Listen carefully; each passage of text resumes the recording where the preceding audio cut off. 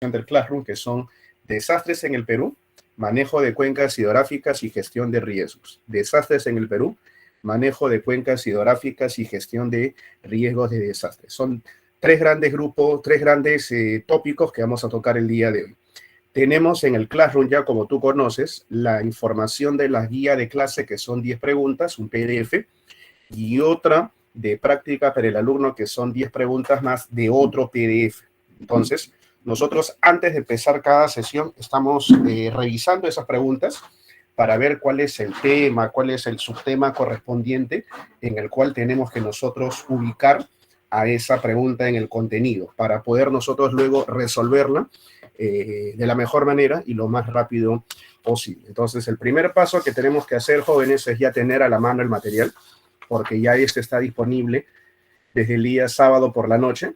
Entonces, hemos tenido ya el tiempo suficiente para poder darle una chequeada, una revisión, no solamente a los materiales del curso de geografía, sino también de otras materias que seguramente ya están subiendo con anticipación para que el alumno de repaso tenga el tiempo suficiente para saber qué temas me tocan, porque son temas por semana, qué temas me toca en cada semana, en cada clase, y podamos venir ya con toda la teoría, con todo el material teórico disponible que tengamos en alguna preparación previa, ¿correcto? Entonces vamos a ir ubicándonos en las preguntas de la guía de clase y luego la práctica para el alumno, para que identifiquemos, al igual que la semana pasada, los temas correspondientes. Y luego ya empezamos con la sesión. A ver, primer punto. Mira la pregunta número 1. Tú sabes que a nivel de los sismos, a nivel de los desastres, tenemos desastres de origen geodinámico interno, tenemos desastres de origen geodinámico externo, tenemos desastres de origen hidrometeorológico, desastres de origen biológico y desastres de origen antrópico, que es el humano. Entonces, hay 5 categorías de desastres: de origen antrópico, de origen biológico, de origen hidrometeorológico y de origen geodinámico externo y de origen geodinámico interno. Pregunta, alumno de repaso, la número 1, cuando te hablan de sismos, de terremotos, de temblores, ¿qué tipo de desastre es, jóvenes? ¿Es hidrometeorológico, geodinámico interno, geodinámico externo? ¿Es biológico? ¿Es un desastre de tipo antrópico? Pon tu respuesta en el chat. ¿Cuál de las 5 formas de desastre es el que tenemos en la pregunta número 1, alumno de repaso San Marcos, aula 032? Su respuesta. ¿Qué tipo de desastre es la pregunta número 1, alumnos? Sismos. Sismos. Esperamos su respuesta para avanzar. ¿Qué tipo de desastre es el que te están preguntando? ¿Ya la teoría la tienes? Ya la teoría también tienes una pequeña PPT de resumen que ha pedido la academia, y tú también tienes teoría de preparación previa. Así que indica la respuesta. ¿Qué tipo de desastre es la pregunta número 1?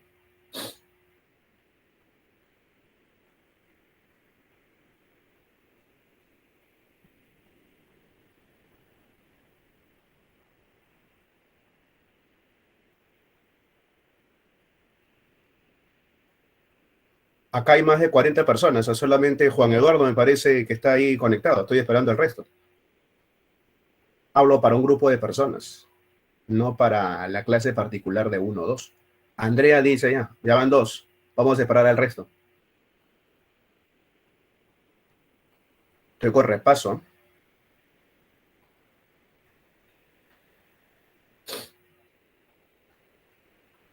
Tengo solamente de 4 o 5. Geodinámico interno, origen geodinámico interno. Si esa es la pregunta al repaso, si estuviéramos en un anual, en un semestral, en un veranito, pues ahí sí, ¿no? Pero repaso, el alumno tiene que ya tener la teoría. La pregunta número 1, entonces, ya tienes que ir identificando, es geodinámico interno. Pregunta número 2. Te preguntan de huaicos. ¿Qué tipo de desastres son los huaicos? Pregunta número 2. Geodinámico interno, geodinámico externo, hidrometeorológico, antrópico o biológico. ¿Cuál de los 5? ¿Cuál de los 5 tipos de desastre es un huaico?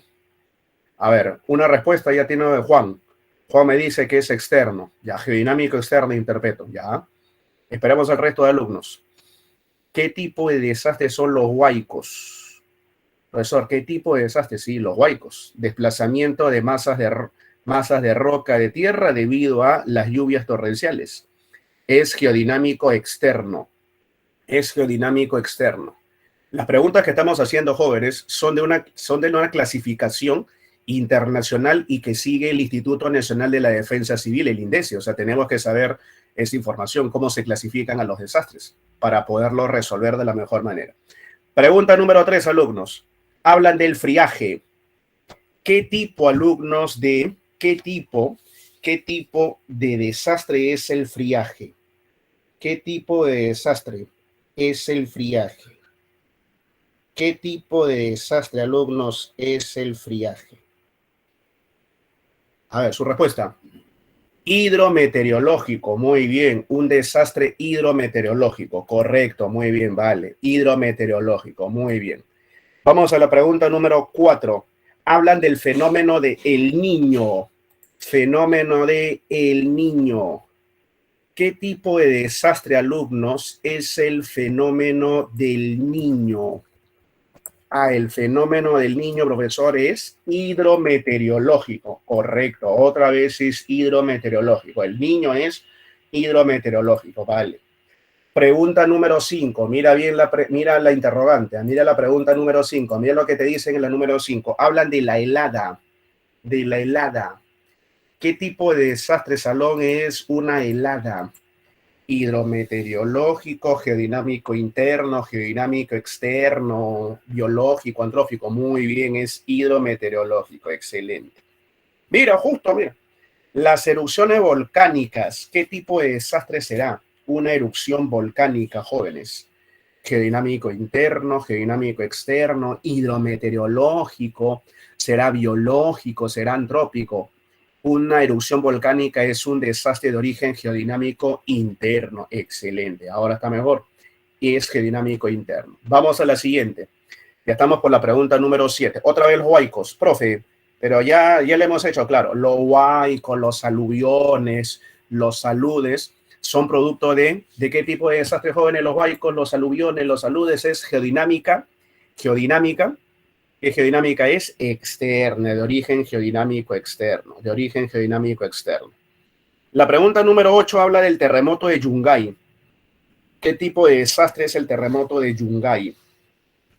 ¿Qué tipo de desastre es el terremoto de Yungay?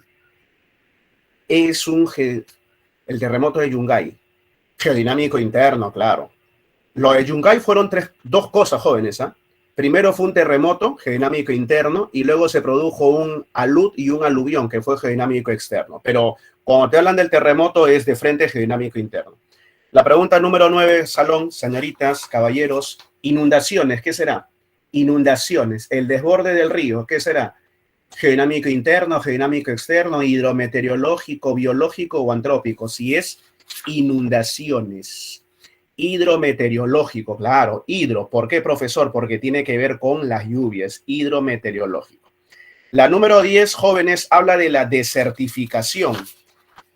Alumnos, la desertificación será un desastre geodinámico interno, geodinámico externo, hidrometeorológico, biológico o antrópico. Y desertificación, claro, la desertificación es cuando un terreno se vuelve desierto por culpa del hombre, cuando se pierden nutrientes, cuando el hombre contamina el espacio. Por eso que es un desastre de qué tipo, jóvenes. La desertificación, ¿qué tipo de desastre será? Vamos a su respuesta. ¿Qué tipo de desastre es la desertificación? Antrópico. Un desastre antrópico, ¿correcto? Antrópico. Vamos a las preguntas de la práctica que usted tiene que resolverlas ya en su autoevaluación en casa. A ver, la número 1. ¿Qué tipo de pregunta será? ¿De qué tema? ¿De qué material? Profe, si me hablan de cuenca hidrográfica, si me hablan, profesor, de la intervención del hombre, ya no es ni origen geodinámico interno, geodinámico externo, ni tampoco antrópico, ni biológico, ni hidrometeorológico. El tema, jóvenes, la número 1 es manejo de cuencas, ¿correcto? La número 1, acuérdate, es manejo de cuencas. La número 2, ¿qué tema es? Profe, la número 2 de la práctica para el alumno que usted tiene que desarrollar. La pregunta número 2, ¿qué tema es? Otra vez, alumnos, otra vez es manejo de cuencas hidrográficas. La pregunta número 2, jóvenes, es manejo de cuencas hidrográficas. La pregunta número 3, otra que tenemos ahí en la práctica para el alumno, nuevamente es manejo de cuencas hidrográficas, porque tenemos ahí 3 grandes temáticas. Desastres en el Perú, manejo de cuencas y gestión de riesgo de desastres. La pregunta número 4. Mira la pregunta número 4. Te hablan de aguas subterráneas, te hablan de suelos, conservación del agua, conservación de los bosques. ¿Qué tema será, alumnos? Desastres, manejo de cuencas o gestión de riesgos. Si te hablan de aguas subterráneas, si te hablan de suelos, si te hablan, alumno, de el bosque, la calidad del agua, ¿qué tema será, jóvenes? Su respuesta en el chat. Desastres, manejo de cuencas o gestión de riesgos de desastres. ¿Cuál de los 3 tópicos es la pregunta número 5 de la práctica? La 4 y la 5 son las mismas, ¿eh? Lo mismo, la 4 y la 5. ¿Qué temas son? La 4 y la 5. La 4 y la 5, alumnos, manejo de cuencas hidrográficas. Rapidísimo. La 4 y la 5 son manejo de cuencas. La número 6 hablan de criptorreica, de arreica, endorreica, exorreica. ¿Qué tema es ese? Repaso, ¿eh? Profe, criptorreica, exorreica, reica, endorreica. Me suena, profesor. Otra vez eso es manejo de cuencas hidrográficas. La número 7, te hablan de organismos del Estado para la resiliencia en los desastres. Mira, resiliencia en los desastres. Profesor, resiliencia, ¿qué es eso, profe? La capacidad de recuperación de la sociedad ante un desastre. ¿Eso qué será? Profe, ¿desastres naturales? No, no es de desastres. La temática, la número 7, alumnos hablan de gestión de riesgos, claro. La número 7, gestión de riesgos. La pregunta número 8 es interesante. Dice, un ejemplo de vulnerabilidad. Un ejemplo de vulnerabilidad. ¿Qué cosa será, alumnos, la vulnerabilidad?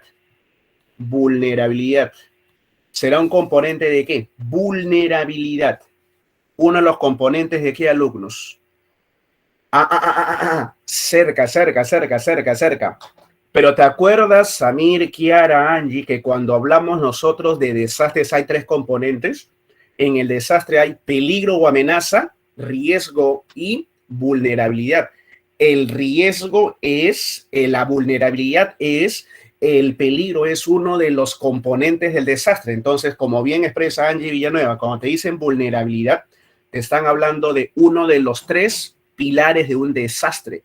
Entonces, el punto número 8 es de desastre. Ya después, cómo manejamos el riesgo es una cuestión de la temática de gestión de riesgos, ¿correcto? Pregunta número 8, entonces, Salón, es gestión de riesgos. La pregunta número 9, hablan del INDECI. Profe, ¿qué es eso el INDECI? El Instituto Nacional de la Defensa Civil. Y cuando hablamos, Salón, de la Defensa Civil, ¿a qué nos estamos refiriendo? No es la institución, el Instituto del INDECI que nos ayuda a protegernos de los desastres, claro, gestión de riesgo, eso es diferente. El INDECI habla de cómo gestionar un desastre natural, cómo preparar a la gente para poder tener menos consecuencias negativas ante la ocurrencia de un desastre en general en nuestro país. Gestión de riesgo, muy bien. Y la pregunta número 10, jóvenes, cuando te hablan del presidente de la República, que es la cabeza, la máxima autoridad del país cuando existe un desastre. Profesor, eso se llama gestión de riesgos de desastre. La pregunta número 8, un ejemplo de vulnerabilidad. Ya. Profe, cuando yo hablo de un desastre, es un acontecimiento que genera perjuicios a la población. ¿Correcto, Angie? ¿Cuáles son los 3 pilares de un desastre? Para que exista un desastre tiene que haber un suceso humano natural, un acontecimiento en el medio natural, en el planeta, y ese acontecimiento que puede ser un sismo o que puede ser un derrame petrolero, ¿correcto? Ese acontecimiento tiene que generar un perjuicio a las personas. Ahí se confabula lo que se llama un desastre. ¿Cuáles son los tres pilares de un desastre? Uno, la probabilidad de que en el lugar donde usted vive exista un desastre. ¿Qué probabilidad tenemos los limeños de tener un desastre? ¿Qué cosa puede pasar acá? Un terremoto. Esa es la vulnerabilidad, eso es el peligro. El peligro o amenaza es qué tanta es la estadística de que en el lugar donde usted viva pueda ocurrir un desastre. Por ejemplo, nosotros los limeños tenemos una alta probabilidad de un terremoto. Ese es nuestro peligro o amenaza. Pero si yo soy limeño, no me debo preocupar porque acá vayamos a tener una erupción volcánica, porque la erupción volcánica no es un peligro o una amenaza que esté dentro de nuestra naturaleza alrededor, ¿correcto? Pero si yo me voy a Arequipa, a la ciudad blanca, Angie, ahí sí tengo peligro o amenaza de una erupción volcánica, porque tengo tres tremendos volcanes cerca, que son el Nistia, el Chachani y el Pichu Pichu. ¿Te das dando cuenta de que el peligro o amenaza es que el lugar donde yo vivo puede ocurrir un desastre dependiendo de las condiciones que me dé el planeta? Entonces, profesor, el peligro o la amenaza es la probabilística de que en el lugar donde yo vivo ocurra un desastre. ¿Qué es el riesgo? El riesgo es el número esperado de muertos, de heridos, de pérdidas económicas, de pérdidas humanas ante la ocurrencia de un desastre. Ejemplos, hay un terremoto, ¿cuántas casas se caen? ¿Cuántos edificios quedarían inutilizables? ¿Cuántos tendríamos que repararlos? ¿Cuántas calles perderíamos? ¿Cuántas personas heridas? ¿Cuántas personas fallecidas? Ese es el riesgo. La cantidad de pérdidas económicas y humanas como resultado de la ocurrencia del peligro o amenaza. ¿Y qué es la vulnerabilidad? Es el nivel de respuesta que tiene la sociedad para sobreponerse al desastre. Ejemplo, ¿no?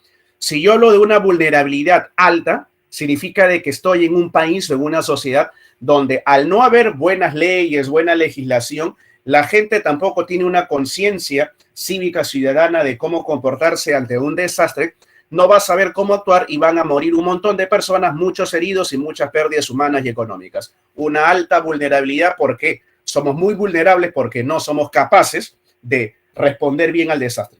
Pero si estoy en un país donde la gente es educada, tiene una conciencia cívica ciudadana, donde el Estado pone leyes muy fuertes para que todos respeten los protocolos de seguridad cuando existe un desastre natural y la gente sabe cómo actuar, es muy probable que el desastre, por más fuerte que sea, va a ocasionar un menor daño, un menor perjuicio. ¿Eso qué significa? De que la sociedad demuestra ser menos vulnerable a la ocurrencia de un desastre. O sea, la vulnerabilidad habla de, algunos lo definen como nivel de respuesta de la sociedad y otros hablan de incapacidad de la población para sobreponerse a un desastre. O sea, vulnerabilidad tiene que ver con la respuesta de la gente, buena o mala.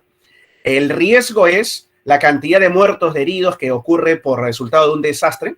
Y el peligro o amenaza es la probabilidad de que en el lugar donde usted vive vaya a ocurrir un correspondiente desastre natural. Como te hablan en la pregunta número 8 de vulnerabilidad, vulnerabilidad es el nivel de respuesta de la gente, es uno de los tres componentes de un desastre natural. ¿Correcto? Ahora vamos vuelvamente a reiterar esas definiciones al momento de ir desarrollando la sesión. A ver, me indica por favor rápidamente si en la pantalla de su monitor ya se puede visualizar la presentación de la carátula que habla sobre desastres en el Perú, manejo de cuenca, gestión de riesgo. Listo. Vamos entonces, muchachos, rápidamente. Repaso tiene que tener bien claras las cosas, la retroalimentación es clarísima, así que hay que ir repasando cada semana. A ver, Salón, rapidísimo. La pregunta número 1, ¿cuál es la clave? Valle longitudinal más extenso. Esto es así, a ping pong, veloz. Menos de 10 segundos tenemos que demorarnos.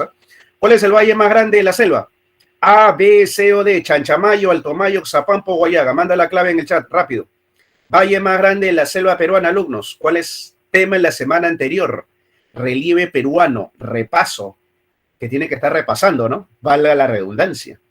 ¿Cuál es el valle longitudinal más extenso, señores, señoritas? Valle más grande de la selva peruana y valle más grande de todo el Perú. Su respuesta. ¿Cuál es el valle más grande de nuestro país? Alumno de repaso. Respuesta, Guayaga. Guayaga. Está demorado más de 20 segundos, a mucho. Siguiente pregunta. Caverna más profunda del Perú. Tunquicueva, Huagapo, Soloco o Cutervo, la más profunda del Perú, más de 3.000 metros de profundidad. La respuesta es Huagapo, ¿no? Cutervo es un parque nacional. La Cutervo es, no existe cueva de Cutervo. Cutervo es un parque nacional. La cueva que está en Cutervo se llama San Andrés, cuidado. Pregunta 3, 10 segundos. ¿Cuál es el abra más alto del Perú? Está en Cusco, está a más de 5.200 metros de elevación. Abra más alto del Perú. A por Cuya, B Anticona, Ticlio, C Crucero Alto o D Chimboya. La respuesta es, uy, nada que ver, no es Anticona Ticlio, ahí no te dicen abro paso ferroviario, ahí te dicen abra nada más. La respuesta es Chimboya. Por Cuya es el más bajo, señores. Chimboya es el abra más alto de nuestro país, más de 5.200 metros de elevación. A ver, rápido, igualito. La número 1, ya que te demores 3 segundos ya es el colmo, ¿ah? La número 1, el lugar de mayor cantidad de volcanes es, profe, fácil, pues Arequipa, ya, más fácil, imposible. Las cordilleras de la Viuda y Raura se ubican, uy, profe, está más fuerte, está mejor esta. La Viuda y Raura, ¿dónde se localizan? Las dos. Ya, 10 segundos ya. No está en Ancash, no es en Ancash. La Viuda, profesor y Raura están en Lima, alumnos, están en Lima. Si la Viuda es para pasar de Lima a Cerro de Pasco, y si no está Pasco en las alternativas, tienes que jugártelas por Lima, pues la respuesta es Lima. No es Huánuco, no está más arriba. Ya, esta de acá no debe demorarte más de 5 segundos. ¿Eh? ¿Cuál es la montaña o el nevado tropical más alto? La montaña o nevado tropical más alto, listo, Huascarán, Cima Sur. Ya, este también no debe demorarte más de 10 segundos. ¿Eh? ¿Cuál es el glaciar más grande del Perú? Está en el Cusco, más de 65 kilómetros cuadrados de territorio. El glaciar, ¿cómo se llama, Salón? Quelcaya, muy bien, Quelcaya, nada Alpamayo es el bonito, el Quelcaya. Ya, 10 segundos. El volcán más alto en el Perú es el que se encuentra en el departamento de... profesor, el volcán más alto se llama Coropuna, que está en el departamento de Arequipa. Listo. Velocidad. Acá hay que manejar, muchachos, velocidad para encontrar la información. Ya sabes que tenemos nosotros la información acá en el cerebro como si fuera un gran archivero. Entonces hay que buscarlo rápido. Pregunta. Cordillera Andina. ¿Cuántos sectores tiene la cordillera de los Andes? 1, 2, 3, 4, 5. ¿Cuántos sectores tiene? Profe, pero si la cordillera de los Andes tiene sector norte, sector centro y sector sur, entonces, profe, la respuesta es elemental, ¿no? La respuesta son 3 sectores, pues listo. Ya listo. A ver, dime, ¿cuál es la cordillera más austral del Perú? ¿Cómo se llama, alumnos, esa cordillera? Barroso. Profe, ¿dónde está la cordillera del Barroso? Si hablamos de sur, en la frontera con Chile, en el departamento heroico de Tacna, pues en Tacna. Ya, acá sin alternativas, sin claves, ¿eh? Saca la respuesta así de frente. ¿Cuál es la cordillera más alta del Perú? ¿Cómo se llama ese sector ancachino, donde está el Huascarán, donde está el Alpamayo y donde hay más de 700 glaciares? La cordillera más alta del Perú, muy bien, es la Cordillera Blanca, excelente, la Cordillera Blanca en el departamento de Ancash. Ya hay una más. ¿Cómo se llama el nudo orográfico que establece el sector norte y central en sus límites? ¿Te acuerdas que hay 4 nudos? Pasco, Vilcanota, Tuco y Mollepata, y los 2 principales son Pasco y Vilcanota. ¿Cómo se llama el nudo que está separando los Andes del norte y los Andes del centro? Porque Boreal es norte, ¿no? ¿Cómo se llama ese nudo que está a 11 grados de latitud sur? La respuesta es no, es Andes del norte y Andes del centro. La respuesta es el nudo de Pasco. El nudo de Vilcanota separa los Andes del centro y los Andes del sur. Ahí te están preguntando por el norte y el centro. Y la respuesta es el nudo de Pasco. Mucho cuidado con esa pregunta. ¿Cómo se llama la cordillera que separa al Perú y el Ecuador y que fue objeto de la guerra del Cenepa del año 95 en Amazonas? También la mencionamos la semana anterior, se llama la cordillera del Cóndor, alumnos, la cordillera del Cóndor. Eso también lo enseñan en historia del Perú, ¿eh? El conflicto del 95, el del 81 con los ecuatorianos, la cordillera del Cóndor. Mucha atención con esa cordillera. A ver, 10 segundos. ¿Cuál de esas no es una característica de la selva? La A, parte oriental del Perú, la B, la región más extensa, la C, clima subtropical árido, o la D, la región menos poblada. ¿Cuál de las cuatro es la clave? A, B, C o D. 10 segundos, rápido. Velocidad, velocidad, muchachos, señoritas, velocidad. Clave. En la parte oriental del Perú, la A, no, nada que ver. La C, muy bien, la C, las respondieron la C, es correcto. La C, posee un clima subtropical árido, porque eso es de la costa, vale. La siguiente, son relieves por erosión fluvial y son aprovechados para construir centrales hidroeléctricas. Ya ese 5 segundos, ¿eh? Ya además, no hay mucho que leer. ¿Eh? ¿Cuál de esos relieves tiene potencial hidroeléctrico en la selva? ¿Cavernas? ¿En las cavernas? ¿En las cavernas hay centrales hidroeléctricas? Nada que ver. En las cavernas es turismo. La respuesta son los pongos. La respuesta son los pongos. Son por los pongos, profe. Claro, los pongos. No, las restingas. Las restingas, las tahuampas son planitos.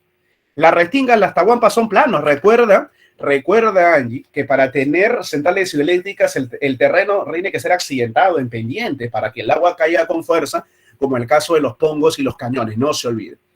A ver, hablamos de pongos. Pongo más grande del Perú, entre Amazonas y Loreto, Río Marañón. ¿Te acuerdas cómo se llama ese pongo que tiene 12 kilómetros de largo?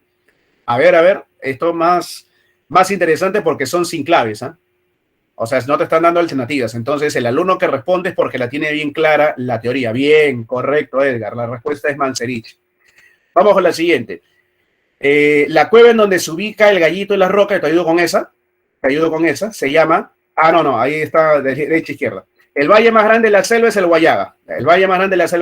La cueva donde se ubica el gallito de las rocas. A ver si alguno se acuerda, ¿cómo se llama, jóvenes, el nombre autóctono del gallito de las rocas? Su profe, el nombre original del gallito de las rocas, sí. El que no lo recuerda se llama Tunqui o gallito de las rocas, por eso Tunqui Cueva. La cueva del gallito de las rocas. Ya, la siguiente. O rupícola peruviana, que sería rupícola, que sería el nombre científico, Edgar. El nombre científico sería rupícola peruviana, ¿correcto? Rupícola peruviana, ¿no? La siguiente, la cueva más profunda, creo que lo hemos hecho hace un ratito. Profe, la cueva más profunda, sí, la cueva más profunda del Perú.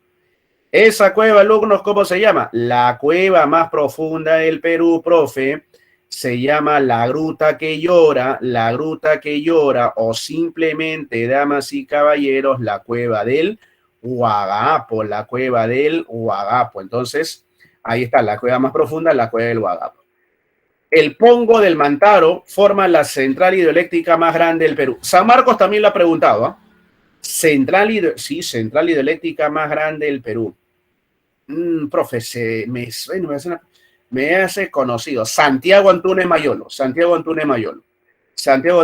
Ya, y la siguiente sí me tienes que responder. ¿Cómo se llama el más grande valle productor de café del Perú? Está en San Martín. Incluso para saliendo en publicidad, damas y caballeros. Sale en publicidad. ¿Cómo se llama, Salón? El más extenso, el más grande valle cafetalero del Alto Mayo, excelente. Alto Mayo, el gran productor de café. Muy bien, jóvenes. El valle, alumnos de Alto Mayo. Válido, correcto. El valle de Alto Mayo. Muy bien, jóvenes. El valle de Alto Mayo. Excelente. Ya, la siguiente, Salón, mira, la siguiente, damas y caballeros, la siguiente. Profe, 1, 2, 3 y 4. Ya, el número 1, ¿qué le ponemos, muchachos? ¿Cómo se llama la parte más alta de la selva baja? Profe, los altos, pues, ¿cómo deben ser los altos? ¿Que los altos no son las partes más altas? No. Las partes más altas, alumnos, de la selva baja son los filos, pues, los filos. La número 2, ¿cómo se llama la zona que todo el año está inundada? ¿Te acuerdas cómo se llama la zona que siempre se inunda en la selva baja? Que siempre se inunda, profesor. Sí, la zona que siempre se inunda, muchachos. Se llama las Tahuampas, vale, muy bien, las Tahuampas. Excelente, son las Tahuampas. Eso está muy bien, jóvenes, eso está correcto, son las Tahuampas. Excelente. La siguiente. ¿Cómo se llama, jóvenes, la parte que se inunda solo en el verano? Facilito, ¿eh? Las Restingas, muy bien, las Restingas. Y por último, profesor, la zona donde están las ciudades se le llaman los altos. Ahí están los altos, la zona poblada de la selva baja de nuestro país. Vamos a hablar, jóvenes, de los desastres. Muchas personas le dicen desastres naturales, Estamos colocando acá el término desastres, incluso en el material también tienes el título desastres. ¿Por qué, profe? Porque tenemos que diferenciar entre desastres naturales y desastres humanos o antrópicos. Vamos a aclarar. A ver, profe, definamos desastre. ¿Qué es un desastre? Es la ocurrencia de un fenómeno geográfico o la ocurrencia de un hecho geográfico que genera perjuicios, daño, consecuencias adversas negativas a la sociedad, a la población. Profe, ¿qué es un fenómeno geográfico? Un fenómeno geográfico, alumnos, es un suceso producido por la madre naturaleza, producido por el ambiente.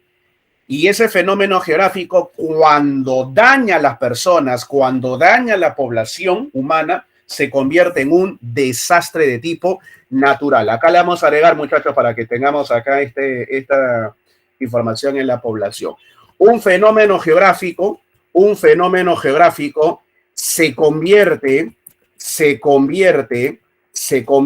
o se puede convertir, se puede, alumnos, se puede, damas y caballeros, convertir en un desastre natural. Puede entonces, profesor, puede convertirse en un desastre natural. Profe, un ejemplito, por favor, de ello. Un temblor, un sismo. Si ese movimiento telúrico genera no solamente la liberación de energía, sino que ese sismo, ese fenómeno geográfico por choque de placas, perjudica a la gente, se convierte en un desastre de tipo natural. Profe, entonces, un fenómeno geográfico es un acontecimiento producido por la madre naturaleza y que al final puede generar perjuicios a la población, ocasionando un desastre natural. Pero también puedo tener, alumnos, un desastre generado por el hombre, aquel en el que un hecho geográfico, que es un acontecimiento producido por el accionar de la sociedad, genera al final un perjuicio, un daño a la población. Cuando un hecho geográfico, que es un acontecimiento producido por el accionar humano, genera al final un perjuicio al mismo ser humano, se convierte en un desastre humano, en un desastre antrópico. Un ejemplo, profesor, de eso, un ejemplo de ello, alumnos, lo que hemos tenido hace algunos días en la zona de Ventanilla, ¿no? El derrame de miles de barriles de petróleo en un sector del mar peruano, en la zona de la provincia constitucional, y que ha ocasionado un daño irreparable al ambiente, al espacio natural, al ecosistema, no solamente de agua salón, sino a los ecosistemas terrestres. Un daño irreparable, alumnos, irreparable, a pesar de que muchas voces por ahí, no sé si usted vio la entrevista también al señor representante, gerente de la empresa Repsol el día domingo, dijo que el daño se podía revertir, el daño se podía recuperar. Yo no sé si es que ahora podemos recuperar y revivir a todas las especies que están muriendo en el mar. Si es que eso es posible, entonces el tipo debe ser pues nombrado un premio Nobel a todo nivel, porque ahora estaríamos regresando de la muerte a las especies y recuperar espacios que han sido degradados por la contaminación del petróleo a nivel, alumnos, de la flora, a nivel de la fauna, a nivel, alumnos, de la calidad del ambiente, la calidad del agua, la calidad de la tierra, de la arena y de todo el ecosistema, no solamente, muchachos, reitero, marino, sino también continental en ese espacio.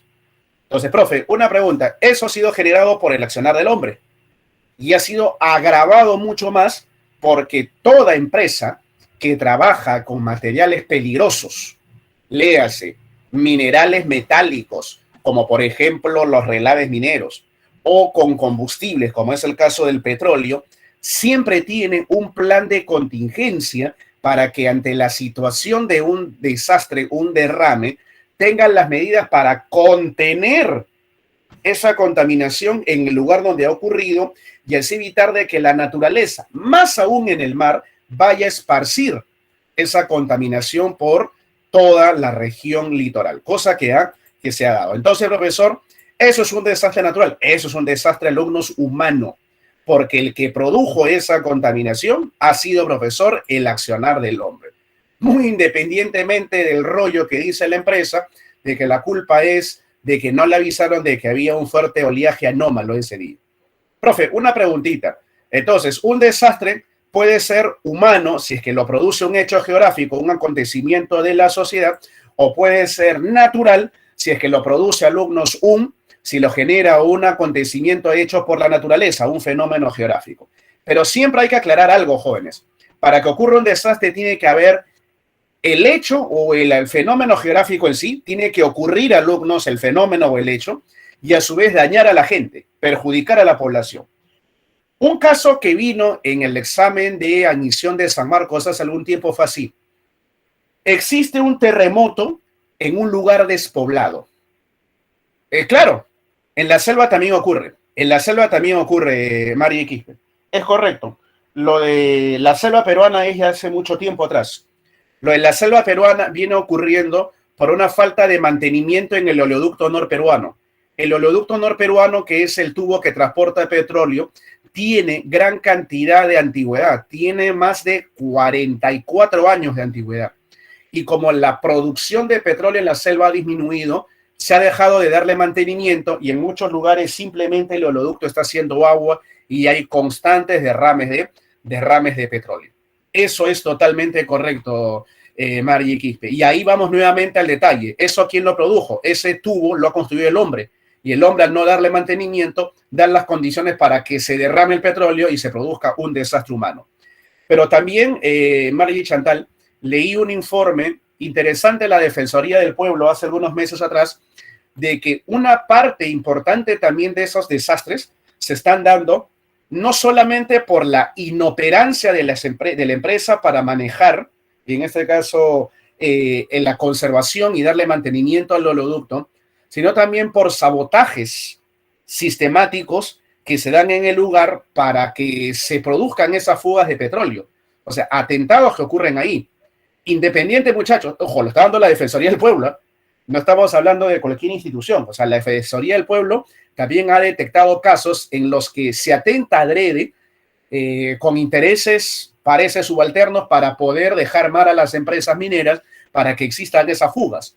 Pero indistintamente, Salón, si lo produjo una mala praxis o mala práctica de la empresa que no le da mantenimiento al oleoducto, o es un sabotaje por parte de terceros para que se produzca a propósito una fuga, lo está generando el hombre, no lo está generando la naturaleza, lo está generando el accionar humano. Por eso es un desastre antrópico. Lamentablemente, muchachos, esa situación se está dando. Eso también es muy correcto. Mucha gente dice, como ha pasado en Lima, se está dando mucha cobertura mediática. Sí, pero de todas maneras, todo desastre que se produzca, tiene que tener, alumnos, la condena respectiva, porque estamos hablando, damas y caballeros, de un atentado contra la naturaleza, contra el espacio natural. Íbamos, alumnos, a preguntar una interrogante de examen de admisión de San Marcos. Fue más o menos así. Ocurre un terremoto en la Antártida de 8 grados de magnitud. Punto. ¿Es necesariamente ese terremoto un desastre natural? ¿Sí o no? Interesante, profe. Un terremoto en la Antártida de 8 grados. Sí, profe, 8 grados es fuerte, sí. ¿Es necesariamente un desastre natural? Profe, ¿por qué la pregunta de San Marcos?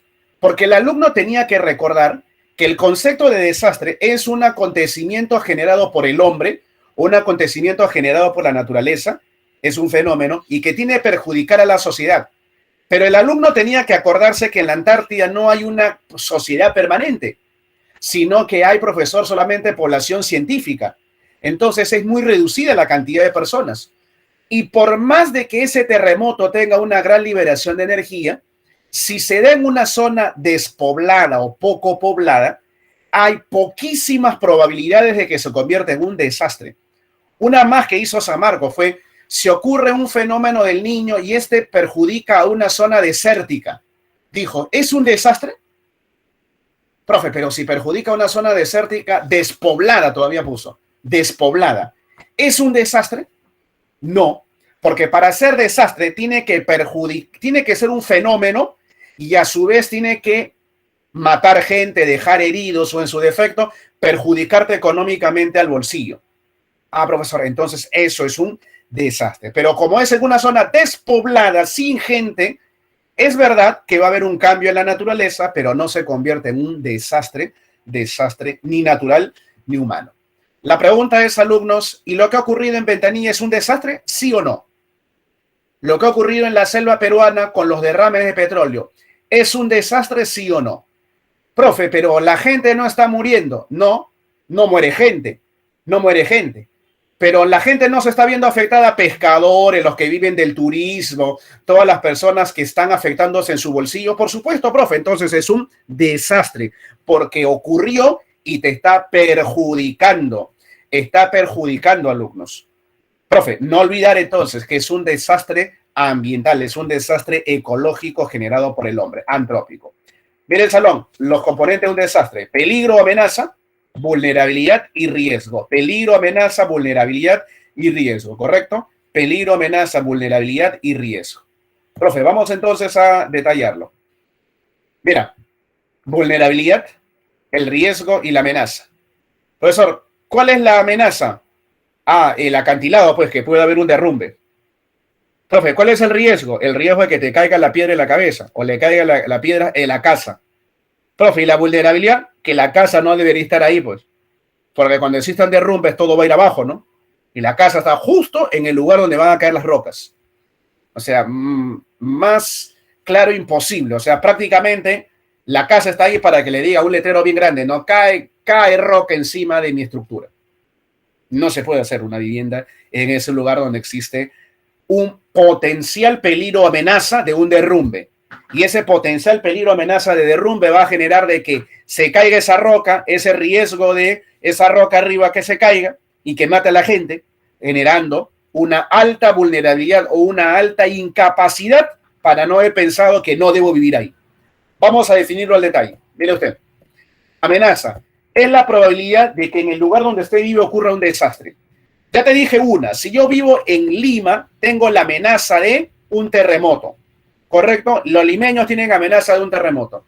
Otra amenaza: inundaciones cuando hay fenómenos del Niño. O sea, profesor, desborde del caudal de los ríos.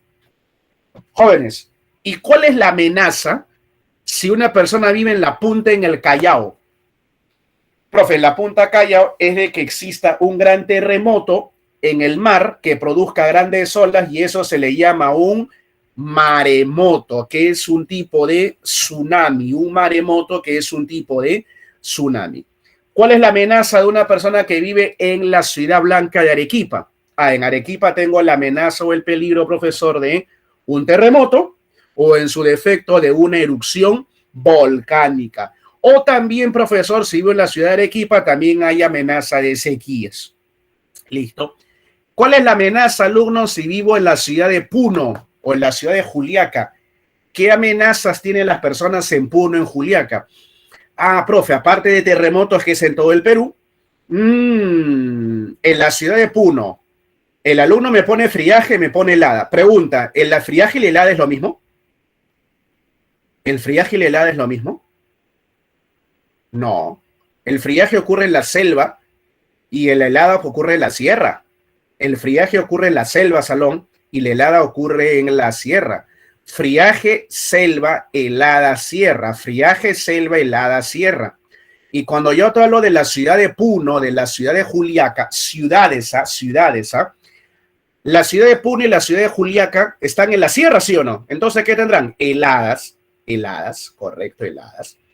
Pero en unos momentos, cuando lleguemos a esa parte de la explicación de la sesión, cuando hablemos de helada y friaje, también te darás cuenta, no sé si alguno de acá conoce Puno, pero el departamento de Puno tiene una gran porción de sierra y el norte de Puno es selva.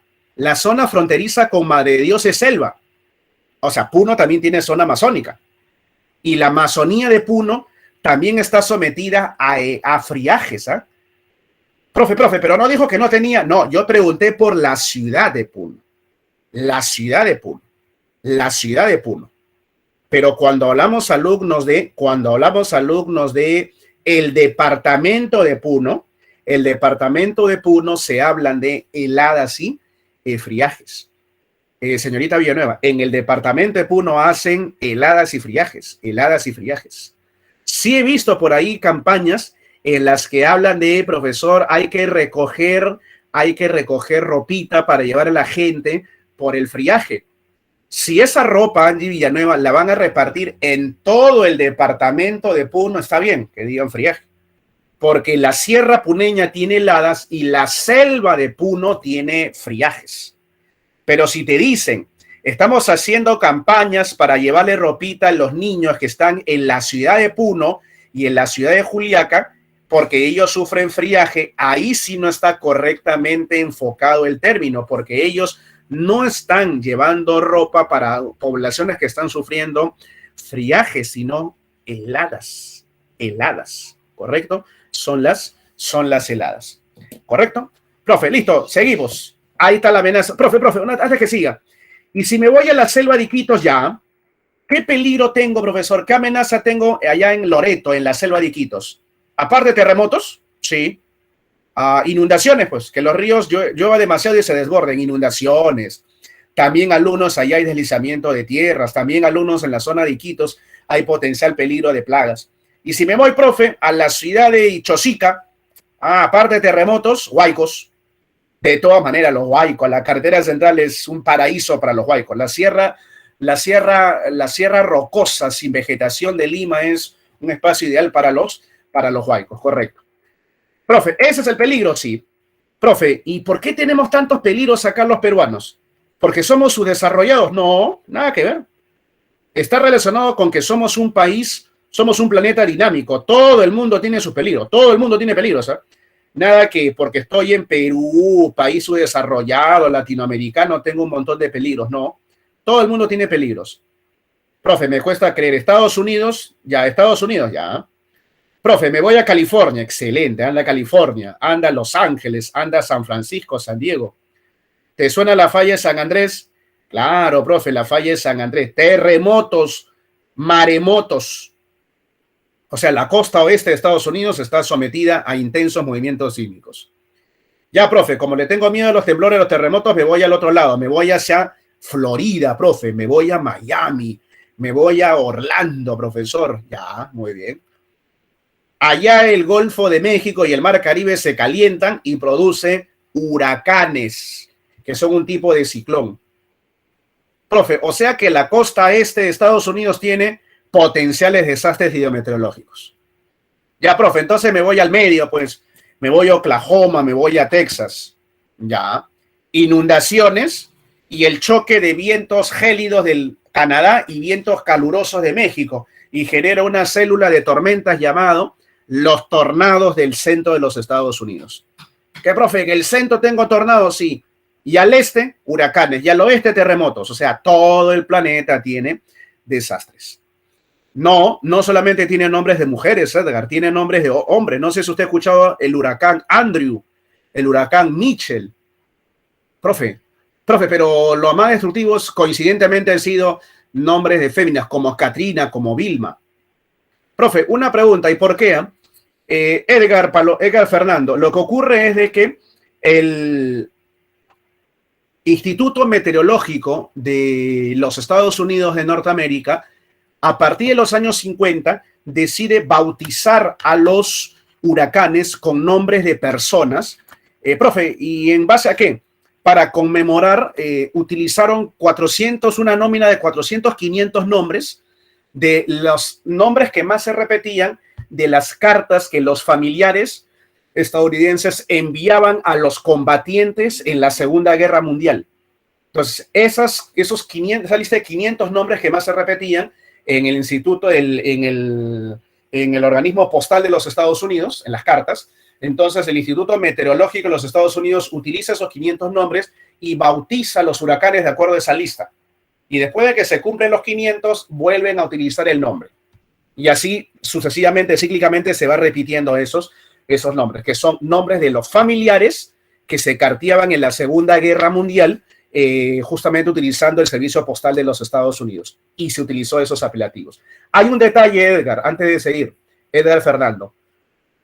Los nombres se repiten, salvo que el huracán que haya ocurrido haya generado tanta destrucción, tanto dolor, tanta muerte, que sería una falta de respeto volverlo a utilizar años después, porque eso generaría pues el recordar momentos dramáticos, dolorosos. Por eso que cuando existe un huracán catastrófico, ese nombre es borrado para siempre de la lista y ya no se vuelve a utilizar. Por eso, Edgar, que ya no, nunca más va a haber un huracán Mitchell, un huracán Andrew, un huracán Katrina, un huracán Vilma, porque esos huracanes fueron catastróficos, fueron destructivos y han sido ya sacados de la lista oficial dentro de esta normativa de los llamados huracanes. Profe, ¿qué es la vulnerabilidad? La incapacidad que tiene la sociedad para sobreponerse a un desastre. Profesor, ¿y en qué se basa la vulnerabilidad? Exponerse a la amenaza o el peligro. Miren esas casas. Profe, ¿eso en qué parte del mundo es? ¿En Perú? No, profe, en Perú, sí. ¿En Lima? Sí, profesor, sí. ¿En el río Rímac? Profe, mira la casa, mira la casa. No sé si estás observando, no sé si estás observando, alumno, que hay unas especies de tubitos que salen de las casas, ¿sí? No sé si ves en las paredes unos tubitos que salen de las casas. Ya, esos tubitos, alumnos, son el desagüe. El desagüe, profesor, sí. Mira las paredes. Mira esas casas temerarias que tienen 3 pisos pegado al acantilado. Imagínate, por supuesto, Kevin Roger, imagínate que el río Rímac aumente su caudal, su volumen de aguas y con una gran fuerza empiece a golpear la base de ese acantilado. Inmediatamente, alumnos, lo que va a ocurrir es un derrumbe. Y lo más probable es, alumnos, que esa fragilidad que tiene esa vivienda, estando en un lugar, alumnos, de alto peligro, no vaya a darle ni siquiera capacidad de reacción y de recuperarse esa gente. Muy probablemente puedan morir. Estás en todo lo correcto, Edgar Galarza. Debería intervenir. Debiera intervenir.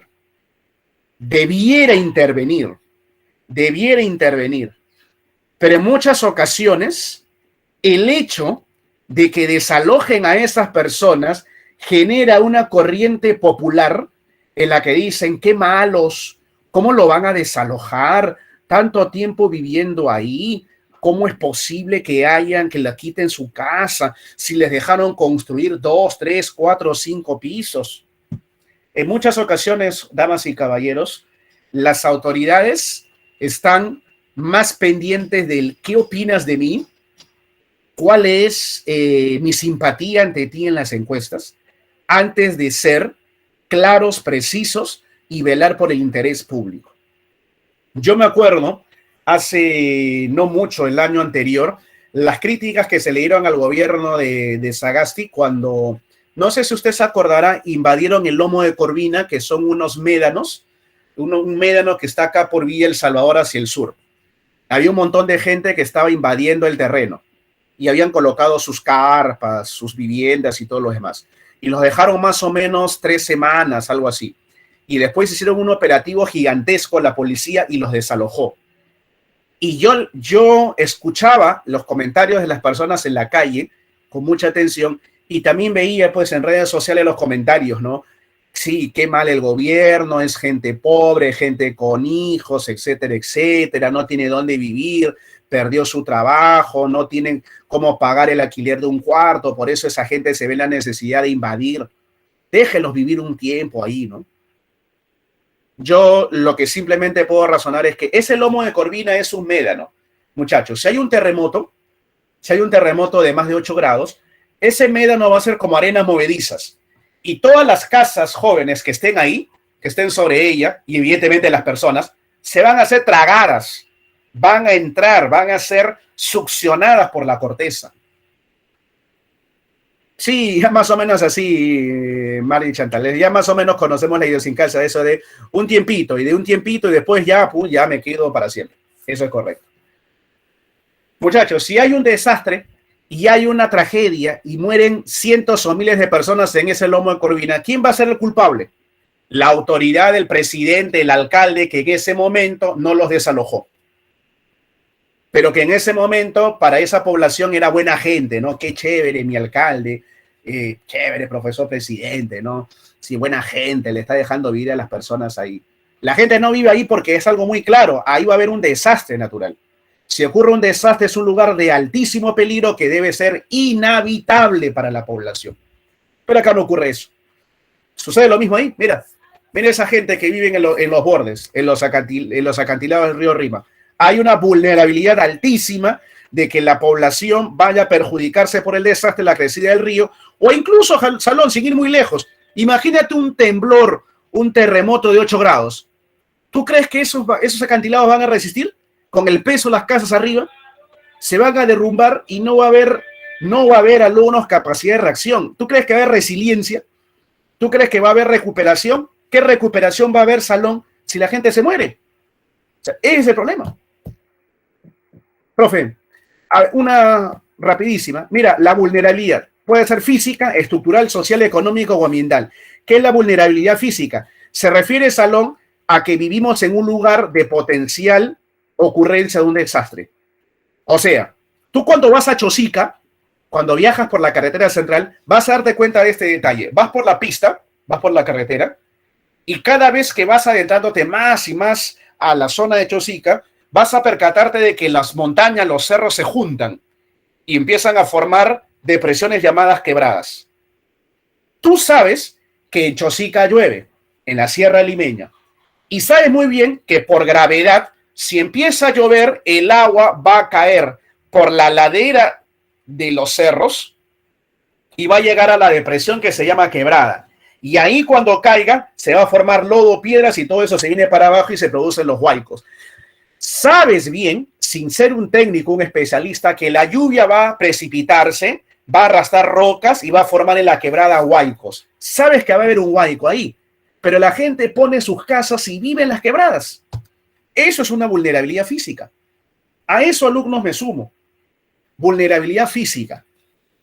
¿Se acuerda usted que hace más o menos 5 años, sí, se van a cumplir 5 años, 2017, hubo unas lluvias extraordinarias acá en nuestra ciudad, en todo el Perú, las peores lluvias en casi un siglo, y que se produjo el Niño costero, y más o menos, si mal no recuerdo, fue por febrero, estábamos viendo nosotros las noticias en la tarde, y hubo un huaico por la parte sur, por Pucusana.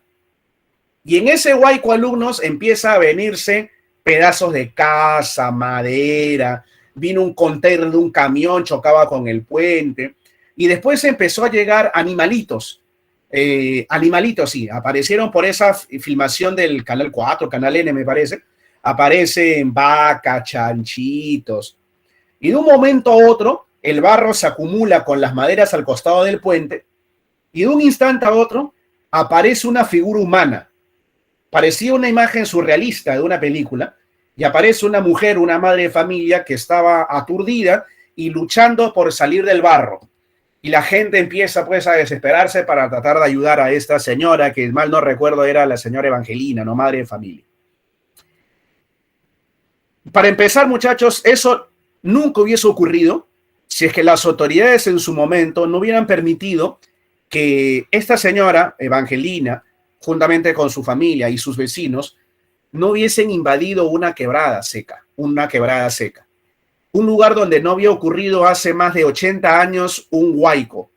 Y como la gente ve en el tiempo muy lejano, no hay huaico hace 80 años, ya no va a ocurrir, entonces lo podemos ocupar. Se ocupó ese espacio que era un cauce natural para la fuga del lodo, las piedras, cuando ocurriera lluvias torrenciales intensas. Eso, alumnos, nunca hubiese ocurrido si es que la autoridad hubiese tenido cumplir su labor de evitar, alumnos, de evitar de que se produzcan invasiones en lugares de potenciales vulnerabilidades físicas, que es vivir, alumnos, en un lugar donde la ocurrencia de un desastre va a generar un daño irreparable a la población, vulnerabilidad física. Miren, alumnos, las vulnerabilidades físicas para terremotos e inundaciones. Miren, jóvenes, ese mapa de la provincia de Lima. Miren lo que pasaría en la parte sur, en Chorrillos, en Barranco, en playas de Villa El Salvador, de Lurín, de parte de Pachacamac. Y mira hacia la parte de la zona del litoral de Miraflores, de San Isidro, de San Miguel Magdalena, y mira el Callao, La Punta, Ventanilla, toda esa zona de color rojo. Ahora, mira, vulnerabilidad estructural. Creo que alguna vez, yendo por el centro de Lima, o quienes conozcan acá la ciudad, capital, en el RIMAC, en partes de La Victoria, Barrios Altos en el Cercado de Lima, en algún instante habrá visto esas quintas, habrá visto alumnos esas edificaciones de adobe, de quincha, que tienen más de un siglo de duración, más de un siglo de vida. Alumnos, esas viviendas cuando existe un temblor, incluso pueden caerse, se caen pedazos de balcón, pedazos de una pared, porque son edificaciones de adobe y de quincha, de barro, con caña de azúcar. Son edificaciones que ya han soportado muchos terremotos en su tiempo de existencia y que tienen huecos, grietas, alumnos, incluso partes de esas estructuras ya son inhabitables. Imagínate entonces si hay un terremoto de 8 grados. Eso va a ser una tumba para la población. Eso va a ser, alumnos, esas viviendas va a ser simplemente el lugar donde muy probablemente vayan a perder muchos la vida. ¿Por qué, profe? Porque esas edificaciones estructuralmente ya cumplieron su etapa de vida y debieron haber sido demolidas y reemplazadas por otras. Profe, una pregunta, una consulta. Entonces, esa es una vulnerabilidad estructural. Vivir en un lugar, en un país que es sísmico, en construcciones que no tienen las características sísmicas. Otro ejemplo de vulnerabilidad estructural es estas viviendas que no tienen columnas. Profesor, columnas sí. Las columnas, alumnos, son las estructuras verticales de fierro de construcción y de concreto que permiten unir a las paredes y darle consistencia a las paredes. Mientras que las vigas son, alumnos, estas columnas horizontales que sostienen el techo, alumnos, de las viviendas. En Lima yo he visto casas que no tienen columnas, que no tienen estructura. Y he visto, alumnos, personas, muchas de ellas, que construyen al revés de la normativa. ¿Cómo es eso, profe? Estructuralmente hablando. Primero, llaman al albañil y el albañil hace la casa y después de que levanta la casa, profe, el maestro de obras del barrio que tiene más de 30 años construyendo y hasta ahora ninguna casa se le cae, muy bien. Y después de que hace la vivienda, llaman al ingeniero para que el ingeniero certifique y haga el plano y luego lo pueda escribir en la municipalidad. O sea, es el mundo al revés. Primero se hace el plano y después que haces el plano con las especificaciones técnicas, el tipo de suelo, las columnas, etcétera, etcétera, después ya viene el albañil y hace la vivienda. Acá lo hacen al revés. Primero haces la casa y cuando tienes la obligatoriedad de inscribir tu casa en catastro en la municipalidad, llamas al especialista, al ingeniero, para que certifique la vivienda. Profe, una pregunta. Y la vulnerabilidad en este caso estructural acá es gravísima, ¿no?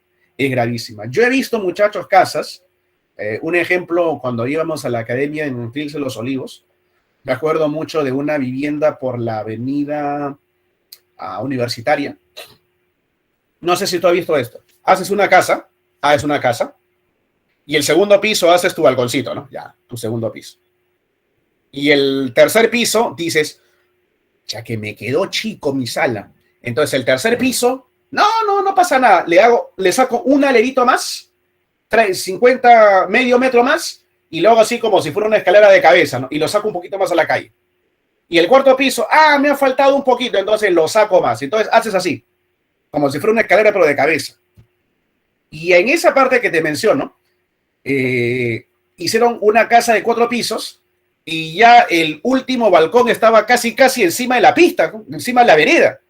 ¿Y qué tuvieron la brillante idea? Para darle consistencia a la vivienda, al balcón que estaba saliendo, hicieron una tremenda columna, una columna de 6 metros más o menos, 6 metros, 7 metros de largo. Y encima mal hecha porque tú veías que estaba chueca. Y así están viviendo. O sea, viven, alumnos, en edificaciones, en estructuras de poca consistencia o de una mala edificación, de mala construcción, y que simplemente cuando existe un sismo va a ser mortal para esos residentes. La vulnerabilidad social. ¿Qué hacer ante un sismo? Profe, ¿qué hacer ante un sismo? Los limeños y los peruanos solamente nos acordamos de que tenemos terremotos cuando existe un temblor fuerte. Y después nos olvidamos de eso. ¿Qué hacer, profesor? En la casa, ¿a dónde tenemos que ir? ¿En qué parte tenemos que refugiarnos? ¿Cómo es el sistema de evacuación? Profe, toda esa capacitación se desarrolla a través de los simulacros de sismos. Lastimosamente, por la falta de una presencialidad principalmente de los jóvenes en las escuelas y las universidades, pues ha generado una pérdida de la costumbre de hace 2 años atrás.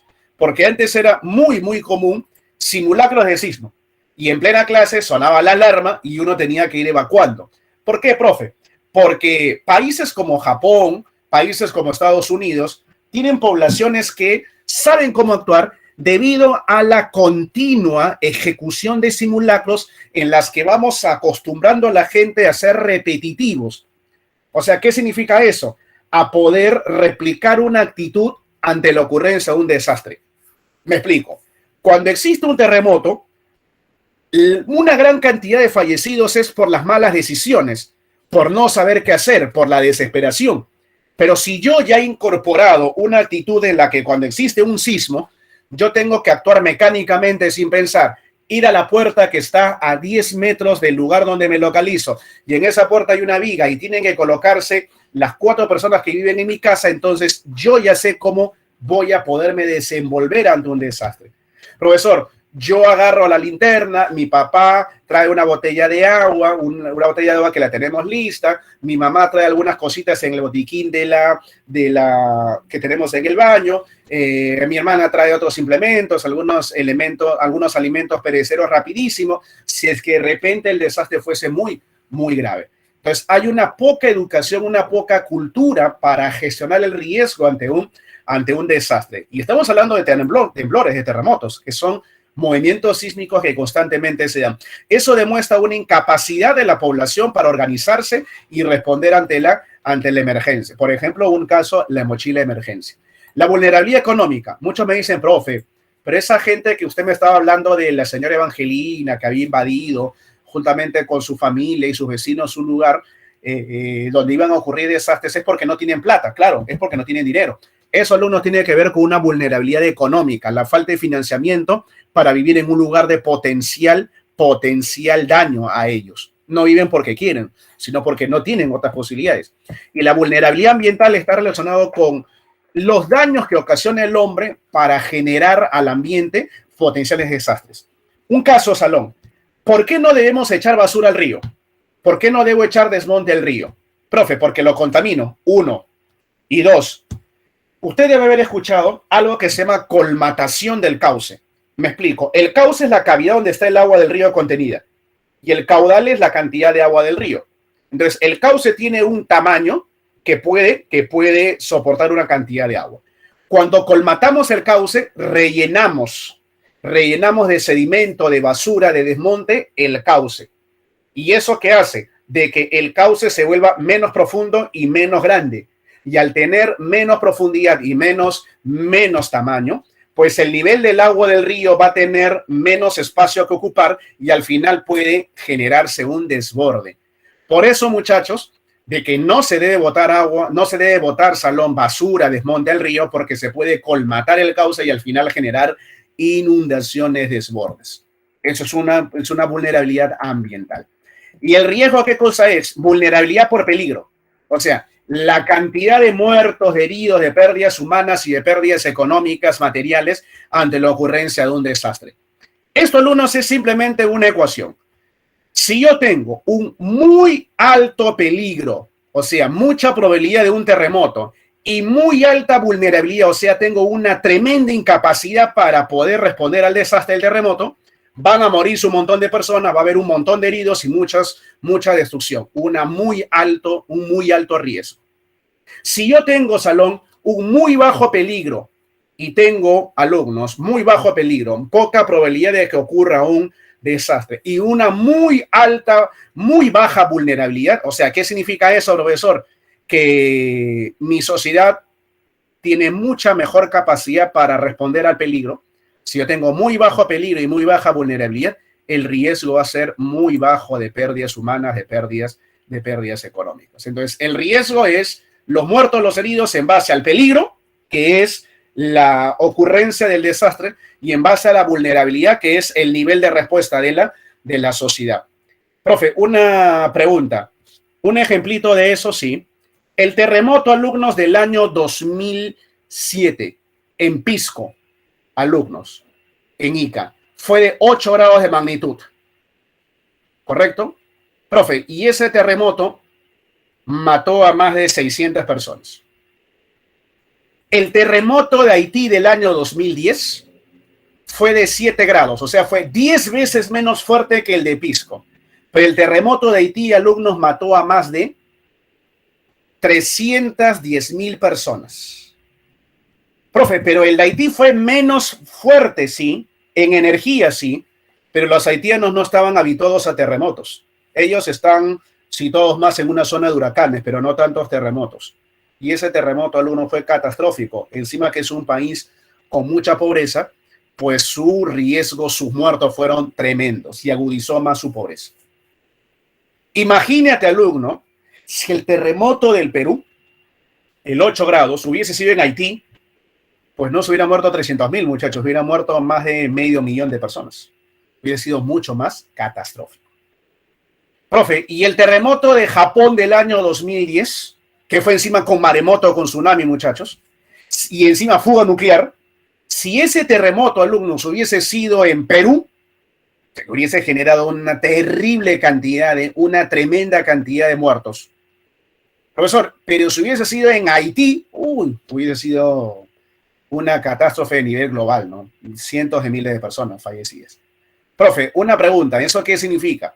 De que nosotros, por ejemplo, somos menos vulnerables, Salón, que, por ejemplo, los haitianos, pero en comparación con los japoneses, somos mucho más vulnerables. La vulnerabilidad tiene que ver básicamente con el nivel de respuesta de la sociedad.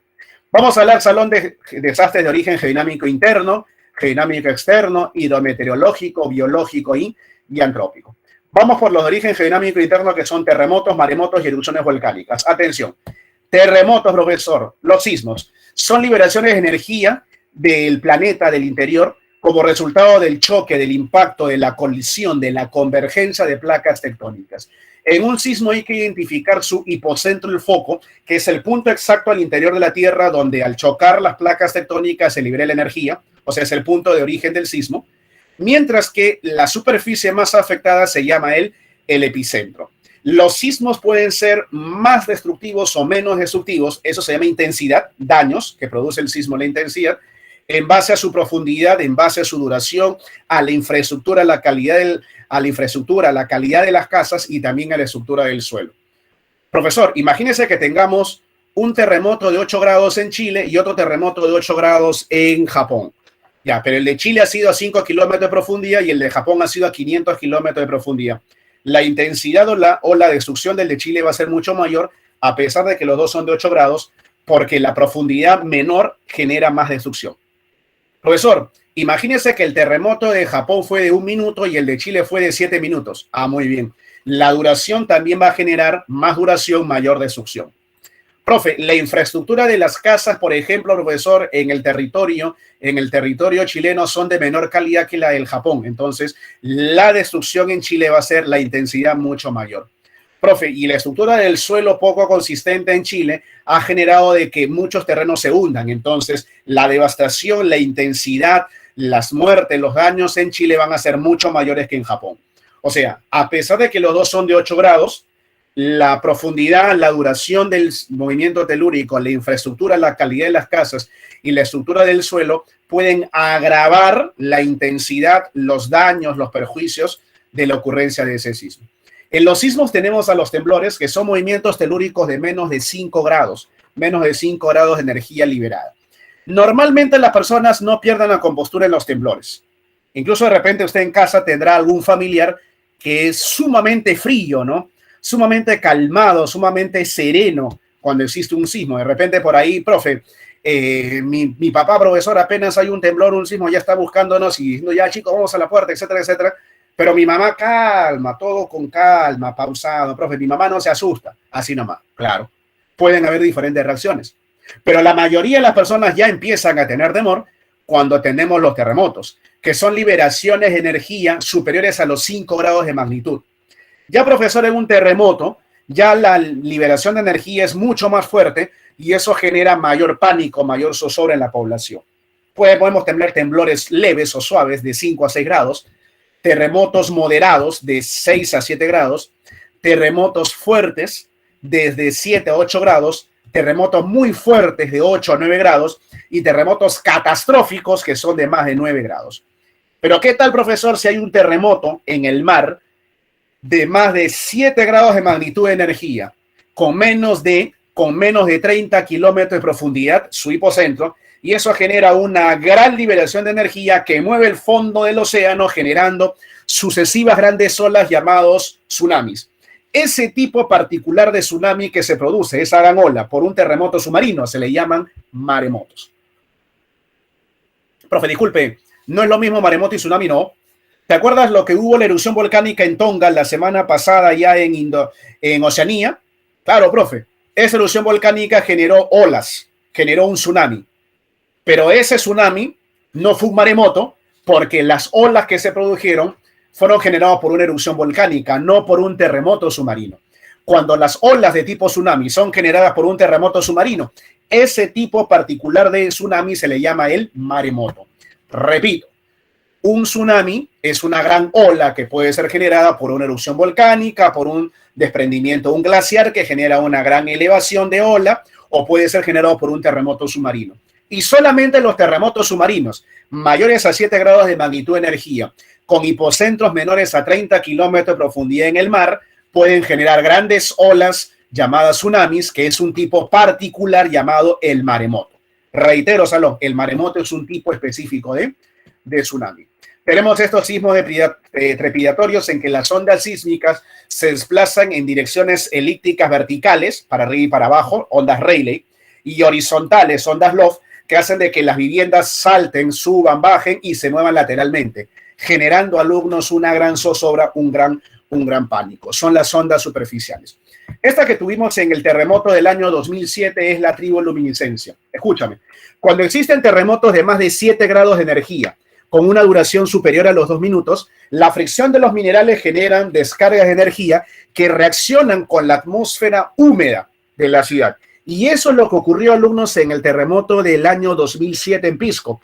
Mucha parte de la costa central, la energía que se liberó reaccionó con la alta humedad o vapor de agua de esa fría tarde-noche invernal del 15 de agosto del 2007, generando estas descargas en la atmósfera eléctrica llamadas triboluminiscencias, y que generó mucho más pánico aún.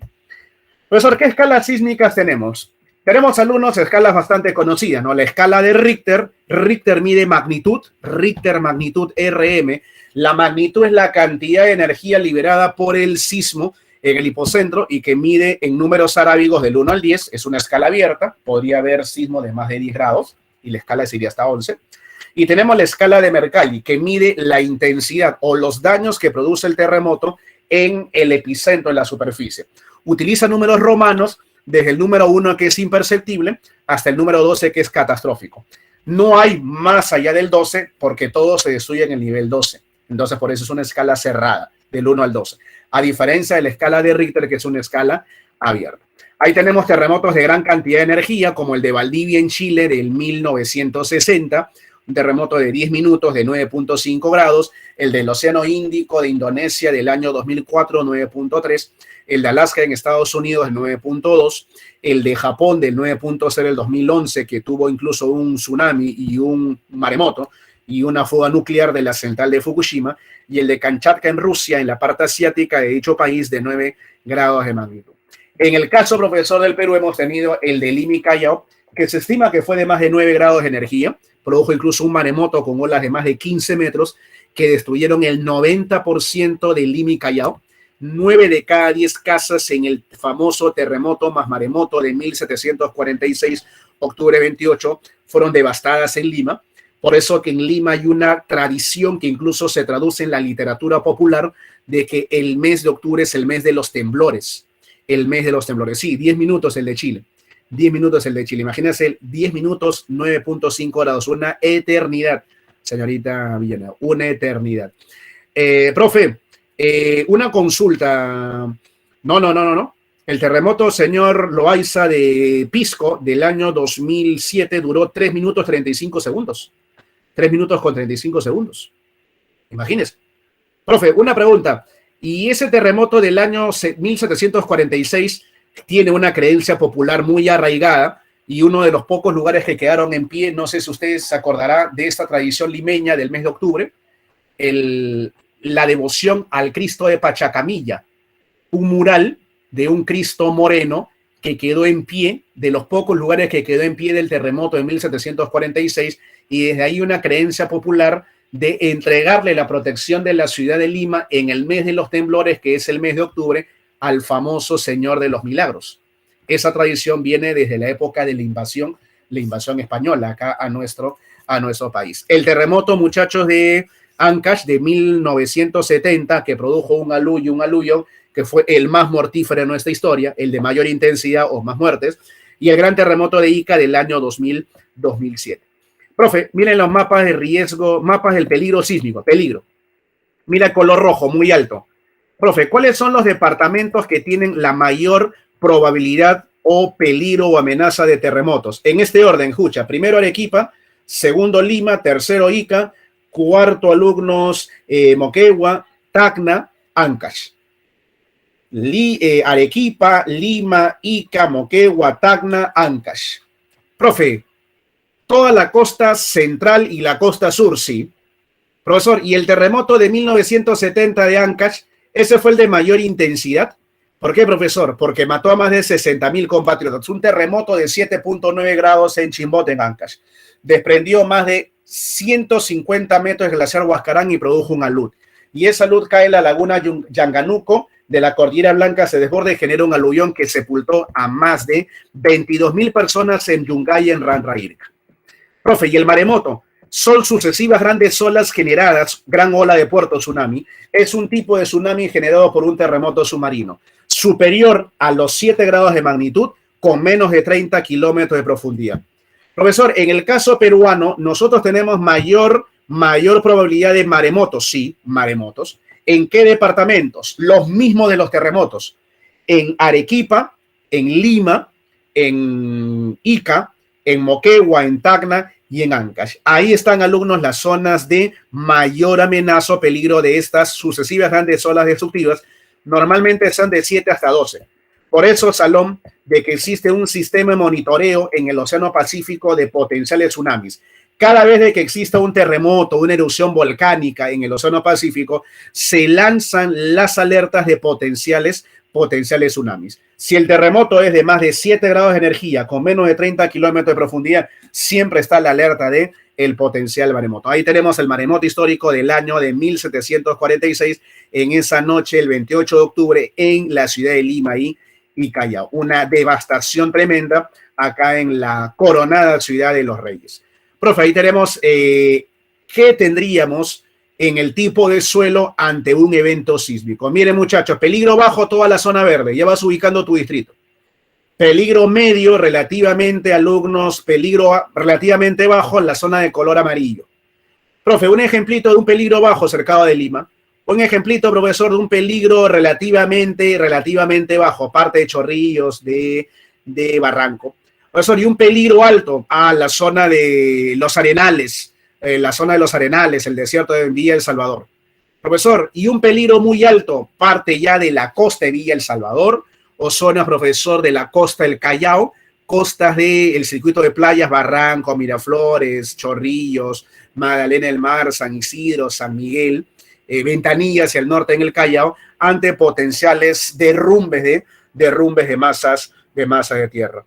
El estado ubicado en el cinturón de fuego es parte de sufrir estos eventos. Claro, el cinturón de fuego tiene que ver con el volcán, pero nosotros no solamente estamos en una zona de volcanes. La zona de volcanes concuerda básicamente con una región de actividad de placas tectónicas.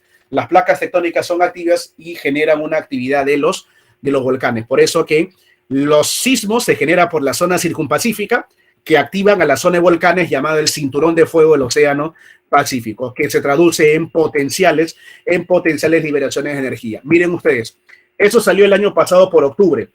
Mira la alta probabilidad, más de un 80%, de que el siguiente gran terremoto en Lima sea superior a 8 grados. Es 90%. Mira la zona donde se está acumulando la energía. En Tacna, en Arequipa, en Ica, en Moquegua y en Ancash y en Lima, y principalmente en el norte y en el sur centro de Lima. A su profesor, o sea que si hay un movimiento sísmico, eso va a ir liberando energía. En realidad no. Mucha gente dice, profe, que existan temblorcitos para que se libre la energía, pero es que la escala de Richter es logarítmica. Por ejemplo, ¿no? Si tú tienes un terremoto como el de Pisco del año 2007, la liberación de energía del terremoto de Pisco fue durante más de 250 kilómetros de placa tectónica, mientras que la liberación de energía de un sismo como el que ocurrió hace unas cuantas semanas atrás, creo que un viernes por la mañana nos despertó un sismo a las 5:30 de la mañana, fue de solamente centímetros, no más de 10 centímetros de largo de placa tectónica. O sea, para irse liberando esa energía acumulada, tienen que darse sismos de más de 7 grados de energía, 7 grados aproximadamente, 6.5, 7.5 energía, para que el siguiente terremoto no vaya a ser catastrófico. Recuerda que el terremoto de 8 grados es 10 veces más fuerte que el de 7 y es 100 veces más fuerte que el de 6, porque cada vez que aumentas un grado vas multiplicando por 10 alumnos la liberación de la energía. Claro, la acumulación de energía en la zona del norte es ligeramente menor.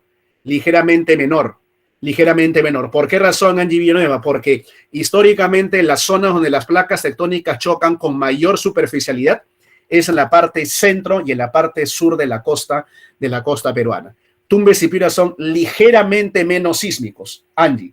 No significa que no tengan temblores, que no tengan sismos, en absoluto, porque toda la costa peruana sí o sí tiene sismos, solo que en algunos lugares es menor que en otros, como en la zona norte.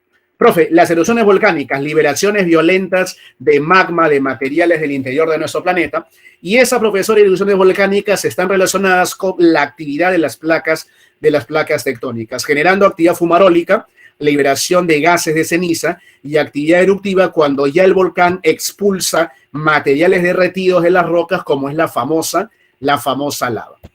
Profe, ¿en qué partes tenemos volcanes? Arequipa, en la zona volcánica por excelencia, Arequipa, Moquegua, Tacna, Puno, Cusco. Tenemos alumnos también Ayacucho. Profe, en Arequipa, Coropuna, el más alto, el Sabancaya, el segundo más activo, el Mistio San Francisco, el más bello, en Moquegua, el Ubinas, el más activo, el Tixani, el Huaynaputina Huomate, que es el más violento. En el departamento de Tacna tenemos al Casiri, al Tutupaca, al Yucamane. Tenemos en Puno al Guayani, al Quinzachate en el Cusco, al volcán Sarazara, el coloso volcán del departamento de Ayacucho. Semáforo alerta volcánica, volcanes alumnos con normalidad en color verde, en calma. En color amarillo, profesor, en alerta de una potencial erupción volcánica futuro, y en color rojo donde hay un inminente peligro de una erupción volcánica. Profesor, ¿y eso quién lo establece? El Instituto Geográfico, Geológico, Minero Metalúrgico de nuestro país. A nivel internacional, los volcanes se clasifican en una escala llamada el índice de explosividad volcánica, que es el nivel de violencia con la que erupcionan los volcanes. Desde el número 0, que es una erupción volcánica hawaiana apacible, hasta un número 8, que tiene que ver con los supervolcanes, ¿no? Como Yellowstone en Estados Unidos, o Toba en Indonesia, o La Caldera en Estados Unidos. En el nivel 7 están volcanes como el Tambor en Indonesia, y en el nivel 6 el volcán Vesubio de Italia, el volcán Krakatoa de Indonesia y el temible Huaynaputina, o el volcán Omate o volcán El Mozo en Moquegua, que es el que ha tenido la más violenta, la peor erupción volcánica en la historia de América Latina, allá por febrero 19 de 1600. En febrero de 1600, esta erupción volcánica desapareció decenas de poblados en el sur peruano, en el norte argentino, chileno y boliviano, y a su vez generó un estruendo que la explosión volcánica se escuchó en la ciudad de Las Primaveras, la ciudad, alumnos, de Trujillo. Acá se sintieron como bombazos que la gente pensaba que estaban bombardeando el puerto del Callao piratas. El volcán Sabancaya, profesor, el segundo más activo de los volcanes peruanos, que está en Arequipa, y también, profesor, el volcán Misti o San Francisco, que está en la ciudad blanca de Arequipa. También tenemos fallas geológicas. Tenemos, Anderson Amaya, la falla de Moyobamba en San Martín, la falla también, alumno, de Huaytapallana que está alumnos en el departamento de Junín. Tenemos fallas como la del Santa, que está en el departamento de Ancash. Tenemos la falla del Cusco en el departamento Imperial. Fallas geológicas que también generan sismos en la sierra y en la selva peruana. No sé si ustedes acordarán que hubo un terremoto de 8.2 grados en la selva de Loreto hace más o menos, muchachos, 3 años, en el 2019, en una madrugada de un sábado. Y ese terremoto de 8.2 grados fue justamente en la falla de Moyobamba, en la selva de nuestro país. Afortunadamente fue en una zona despoblada, donde solamente fallecieron, creo, 1 o 2 personas y no hubo mucha destrucción, más allá del susto. Porque si ese terremoto, incluso la profundidad también ayudó porque fue a más de 100 kilómetros de profundidad. Si ese terremoto hubiese sido en una zona poblada como Lima y a poca profundidad, entonces ahí también tendríamos una potencial pérdida de vidas humanas. Sí, los movimientos, las placas tectónicas, cuando van movilizándose a lo largo del tiempo, van a generar una compresión del magma en el foco volcánico y pueden activar erupciones volcánicas, ¿correcto? Ahí tenemos al volcán Ubinas, el más activo del Perú, una presencia, alumnos, de casi 25 erupciones volcánicas en los últimos 300 años. Profe, ¿dónde tenemos ahora los desastres de origen geodinámica externa? Aluviones, huaicos, aludes. Vamos a reiterarlos. Profe, ¿qué son los aluviones? Desprendimiento de grandes masas de tierra, lodo, piedras, como resultado del desborde de un río, de un lago, de una laguna. ¿Dónde se da eso, profesor? En las regiones Suni, en la región, alumnos, Yunga, en la región, alumnos, Quechua, de la región Puna de nuestro país. Un río, una laguna, le cae un pedazo de rocas, se desborda violentamente y genera un aluvión. Eso es lo que se produjo en Yungay.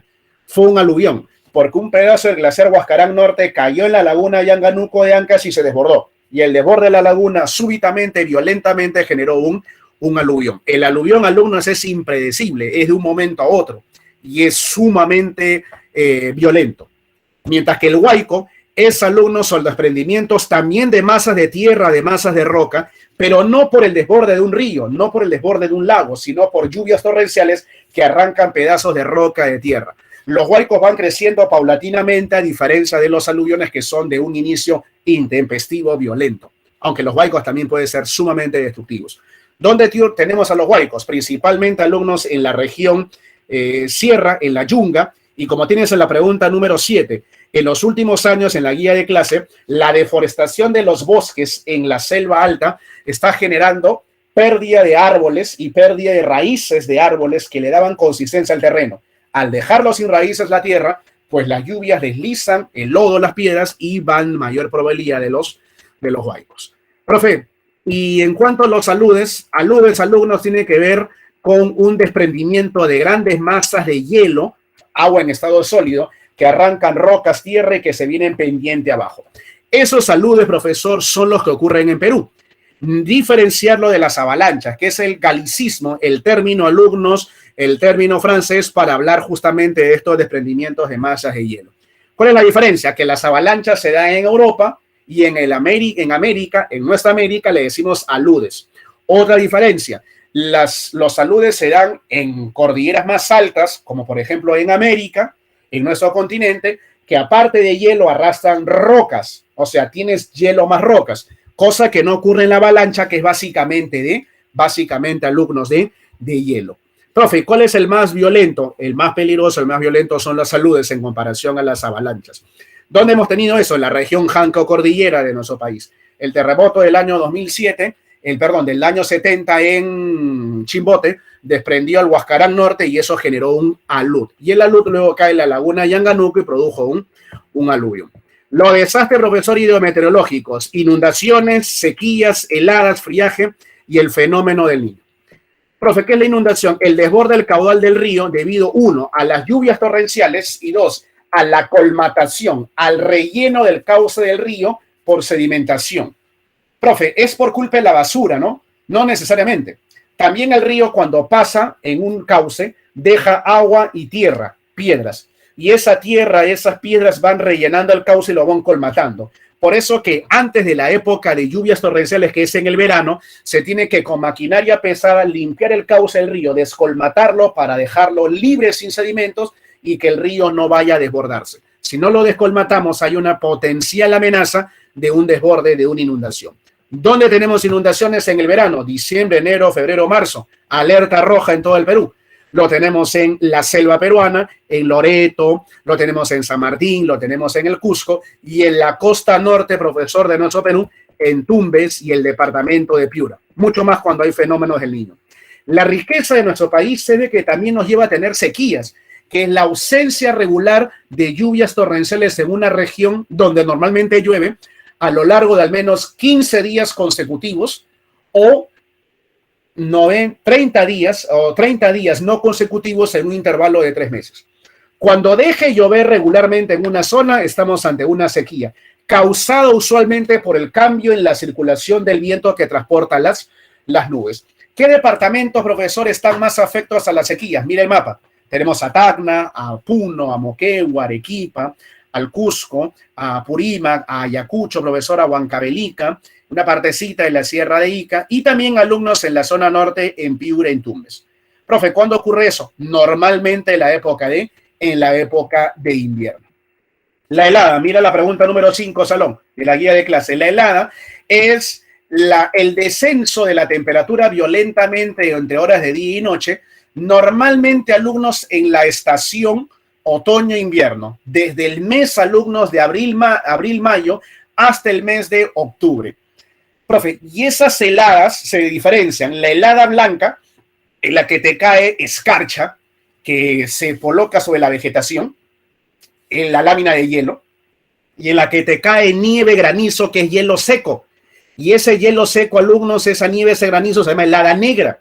Y la helada negra se da porque existe poca humedad en el aire y ese hielo seco con poca humedad quema la planta y mata a los animales, generando una pérdida en la actividad agropecuaria. La helada blanca, alumnos, es la escarchita que se forma sobre las plantas, y la helada negra con poca humedad se da como resultado de el hielo seco. ¿Dónde ocurre, profesor?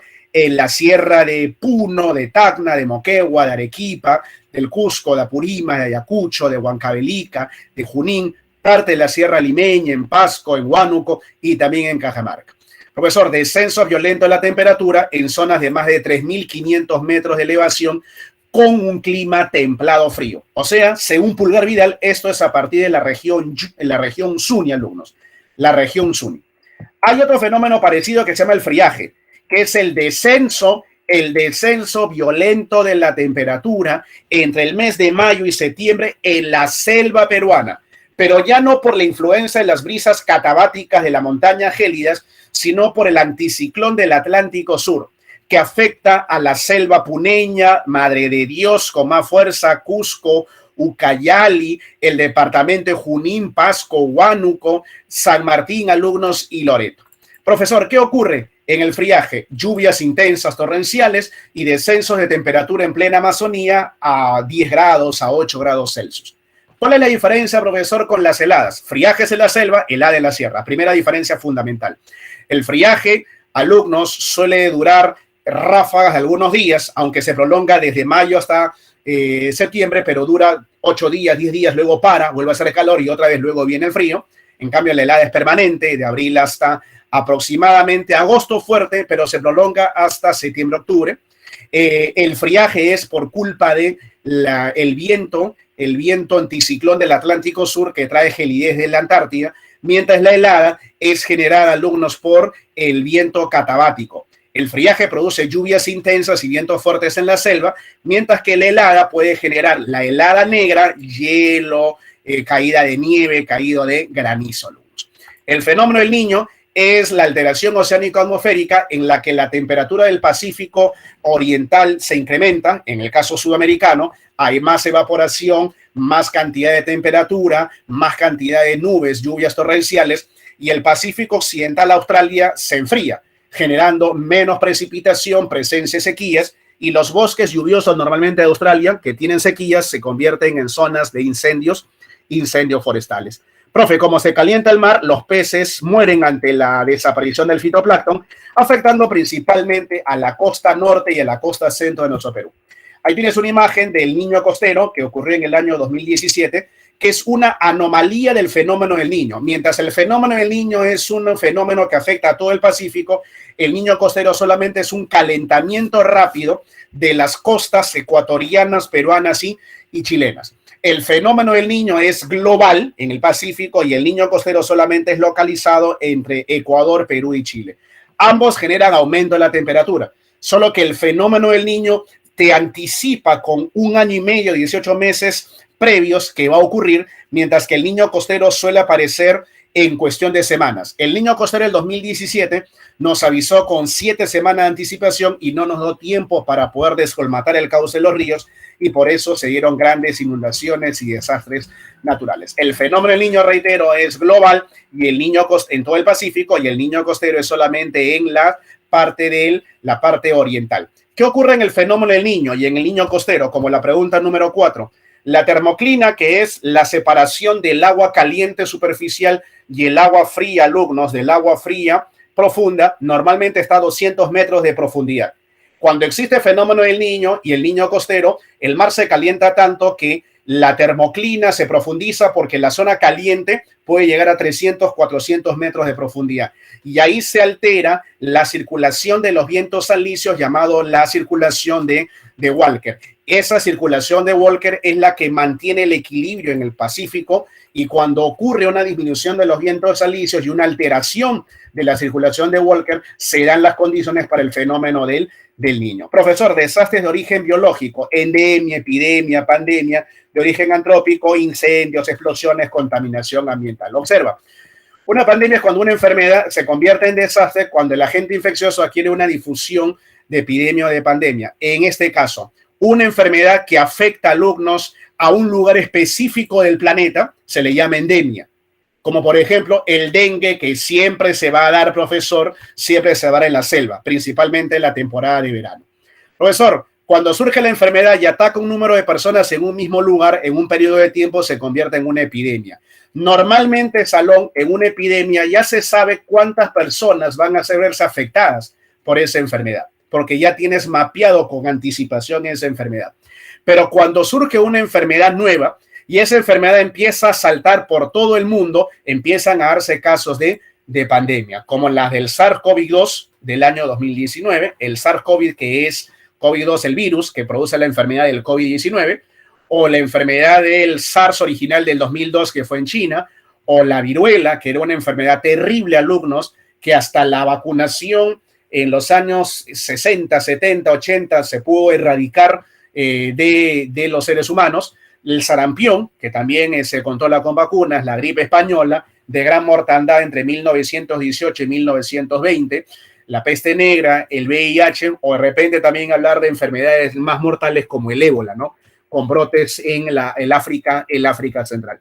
Y tenemos los desastres antrópicos generados por la acción del hombre, como los incendios urbanos y incendios forestales, las explosiones, como la que ocurrió en el Líbano, en Beirut, el año 2020. También tenemos, alumnos, los derrames de petróleo que se dan en la selva, que se dan en el mar, las sustancias químicas, la contaminación ambiental, contaminación del aire, contaminación del agua, contaminación del suelo, que lo hablaremos ya en el tema de recursos naturales. Manejo de cuenca, profesor, la cuenca hidrográfica es el área que rodea un río, y en esa área que rodea un río, delimitado por un conjunto de cerros, se van a encontrar 3 recursos importantes: el agua hídrico, el suelo edáfico y el forestal, que es la flora, complementado con la fauna, la biodiversidad.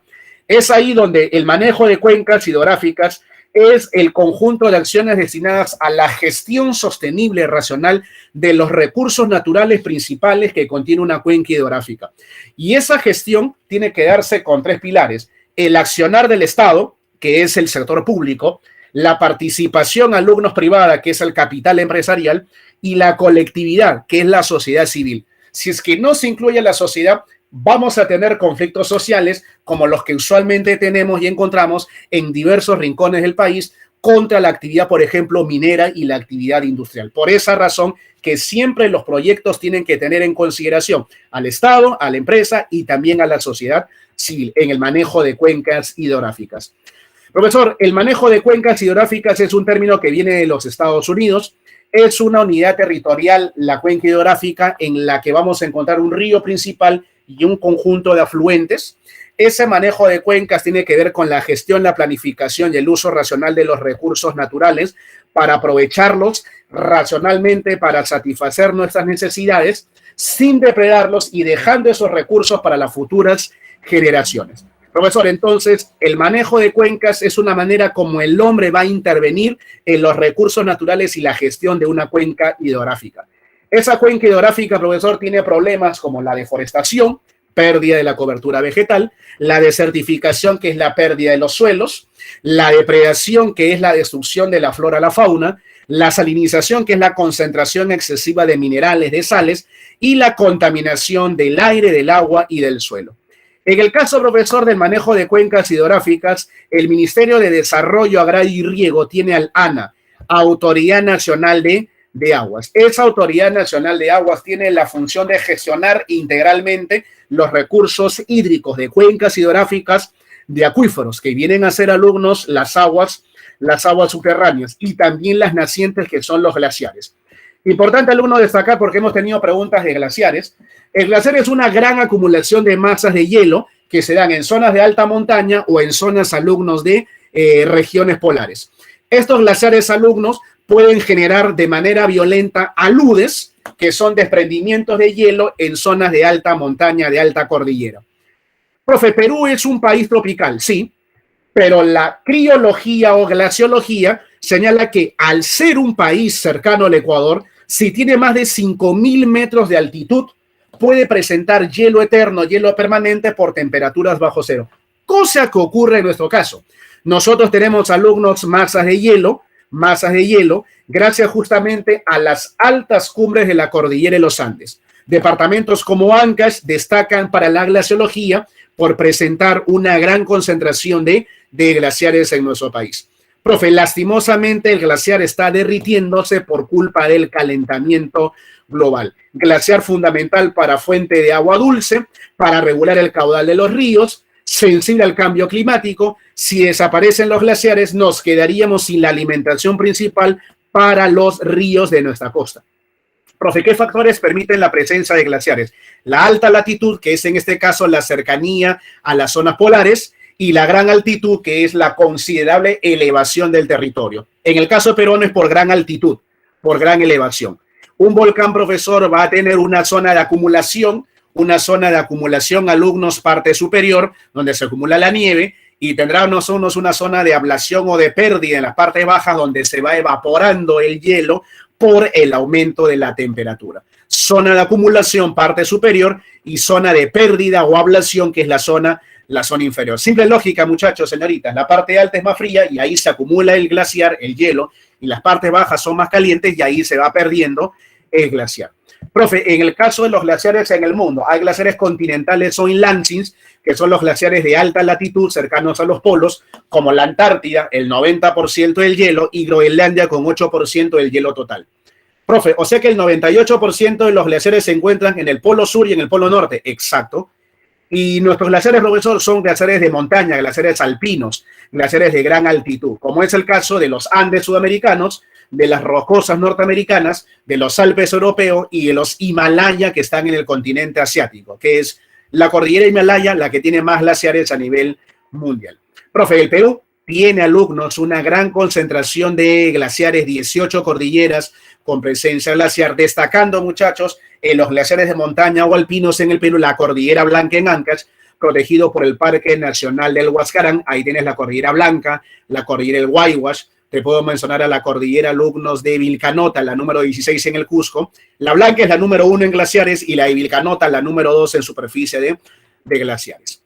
No olvidar las zonas criogénicas. Tenemos, alumnos, el 75% de los glaciares tropicales de los Andes sudamericanos. Y de eso, profesor, alumnos, tenemos el 40% del hielo total del Perú en Ancash, en la Cordillera Blanca. Por esa razón que la Cordillera Blanca en Ancash es la zona de mayor acumulación de glaciares en una zona tropical mundial, protegido por el Parque Nacional del Huascarán. El glaciar Quelcaya, lo mencionamos la semana anterior en el Cusco, es el glaciar más grande de todo nuestro país, zona imperial. Mientras que, profesor, los glaciares peruanos están derritiéndose lamentablemente por el calentamiento global. En los últimos 50 años, según la Autoridad Nacional del Agua, el Perú ha perdido el 51% de su superficie glaciar.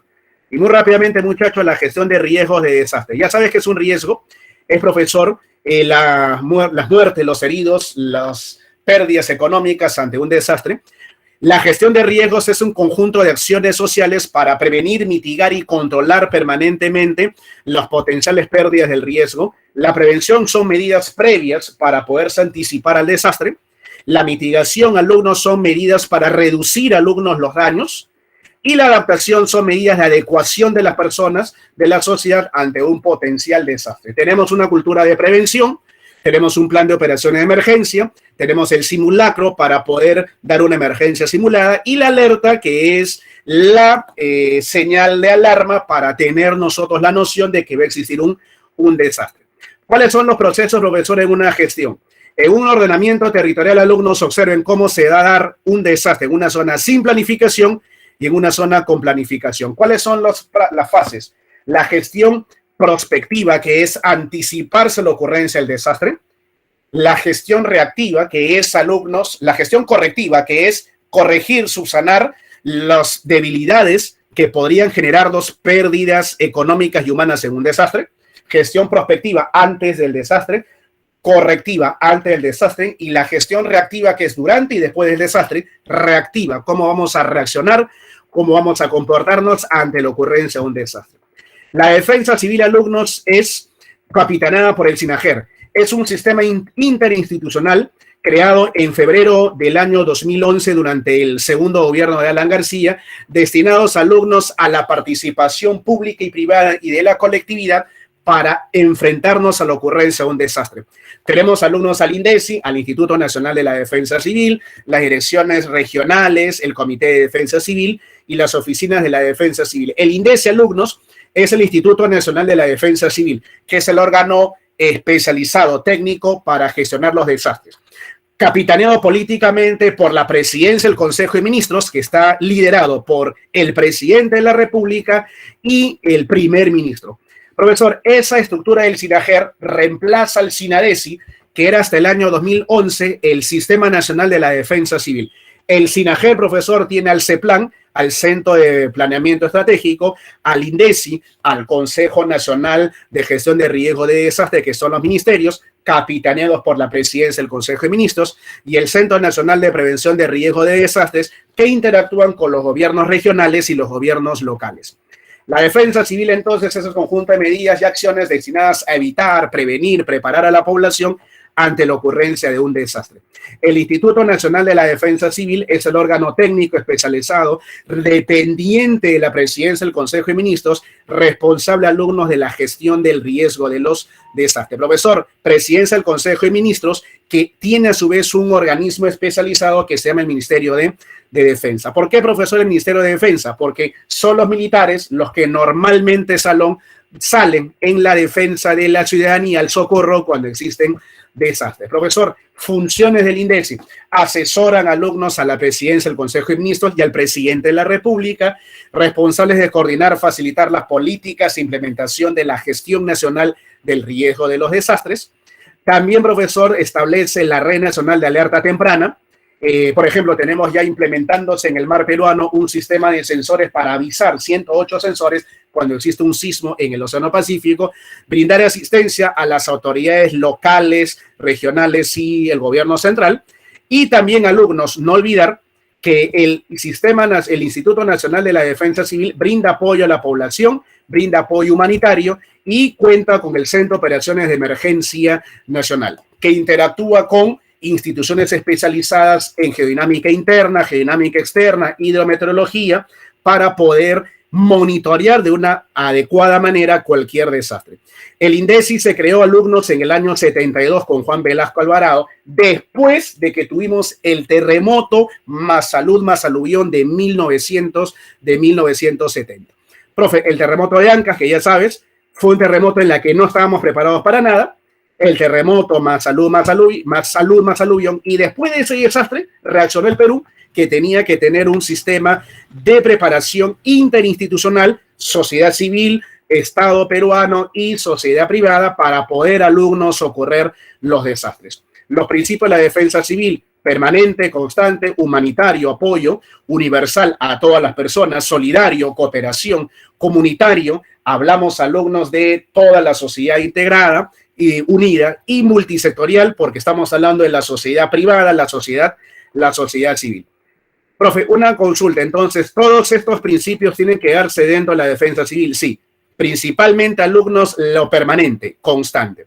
La fase de la defensa civil son, profesor, la prevención del riesgo, la reducción del riesgo, la preparación, la reconstrucción, la respuesta y la rehabilitación.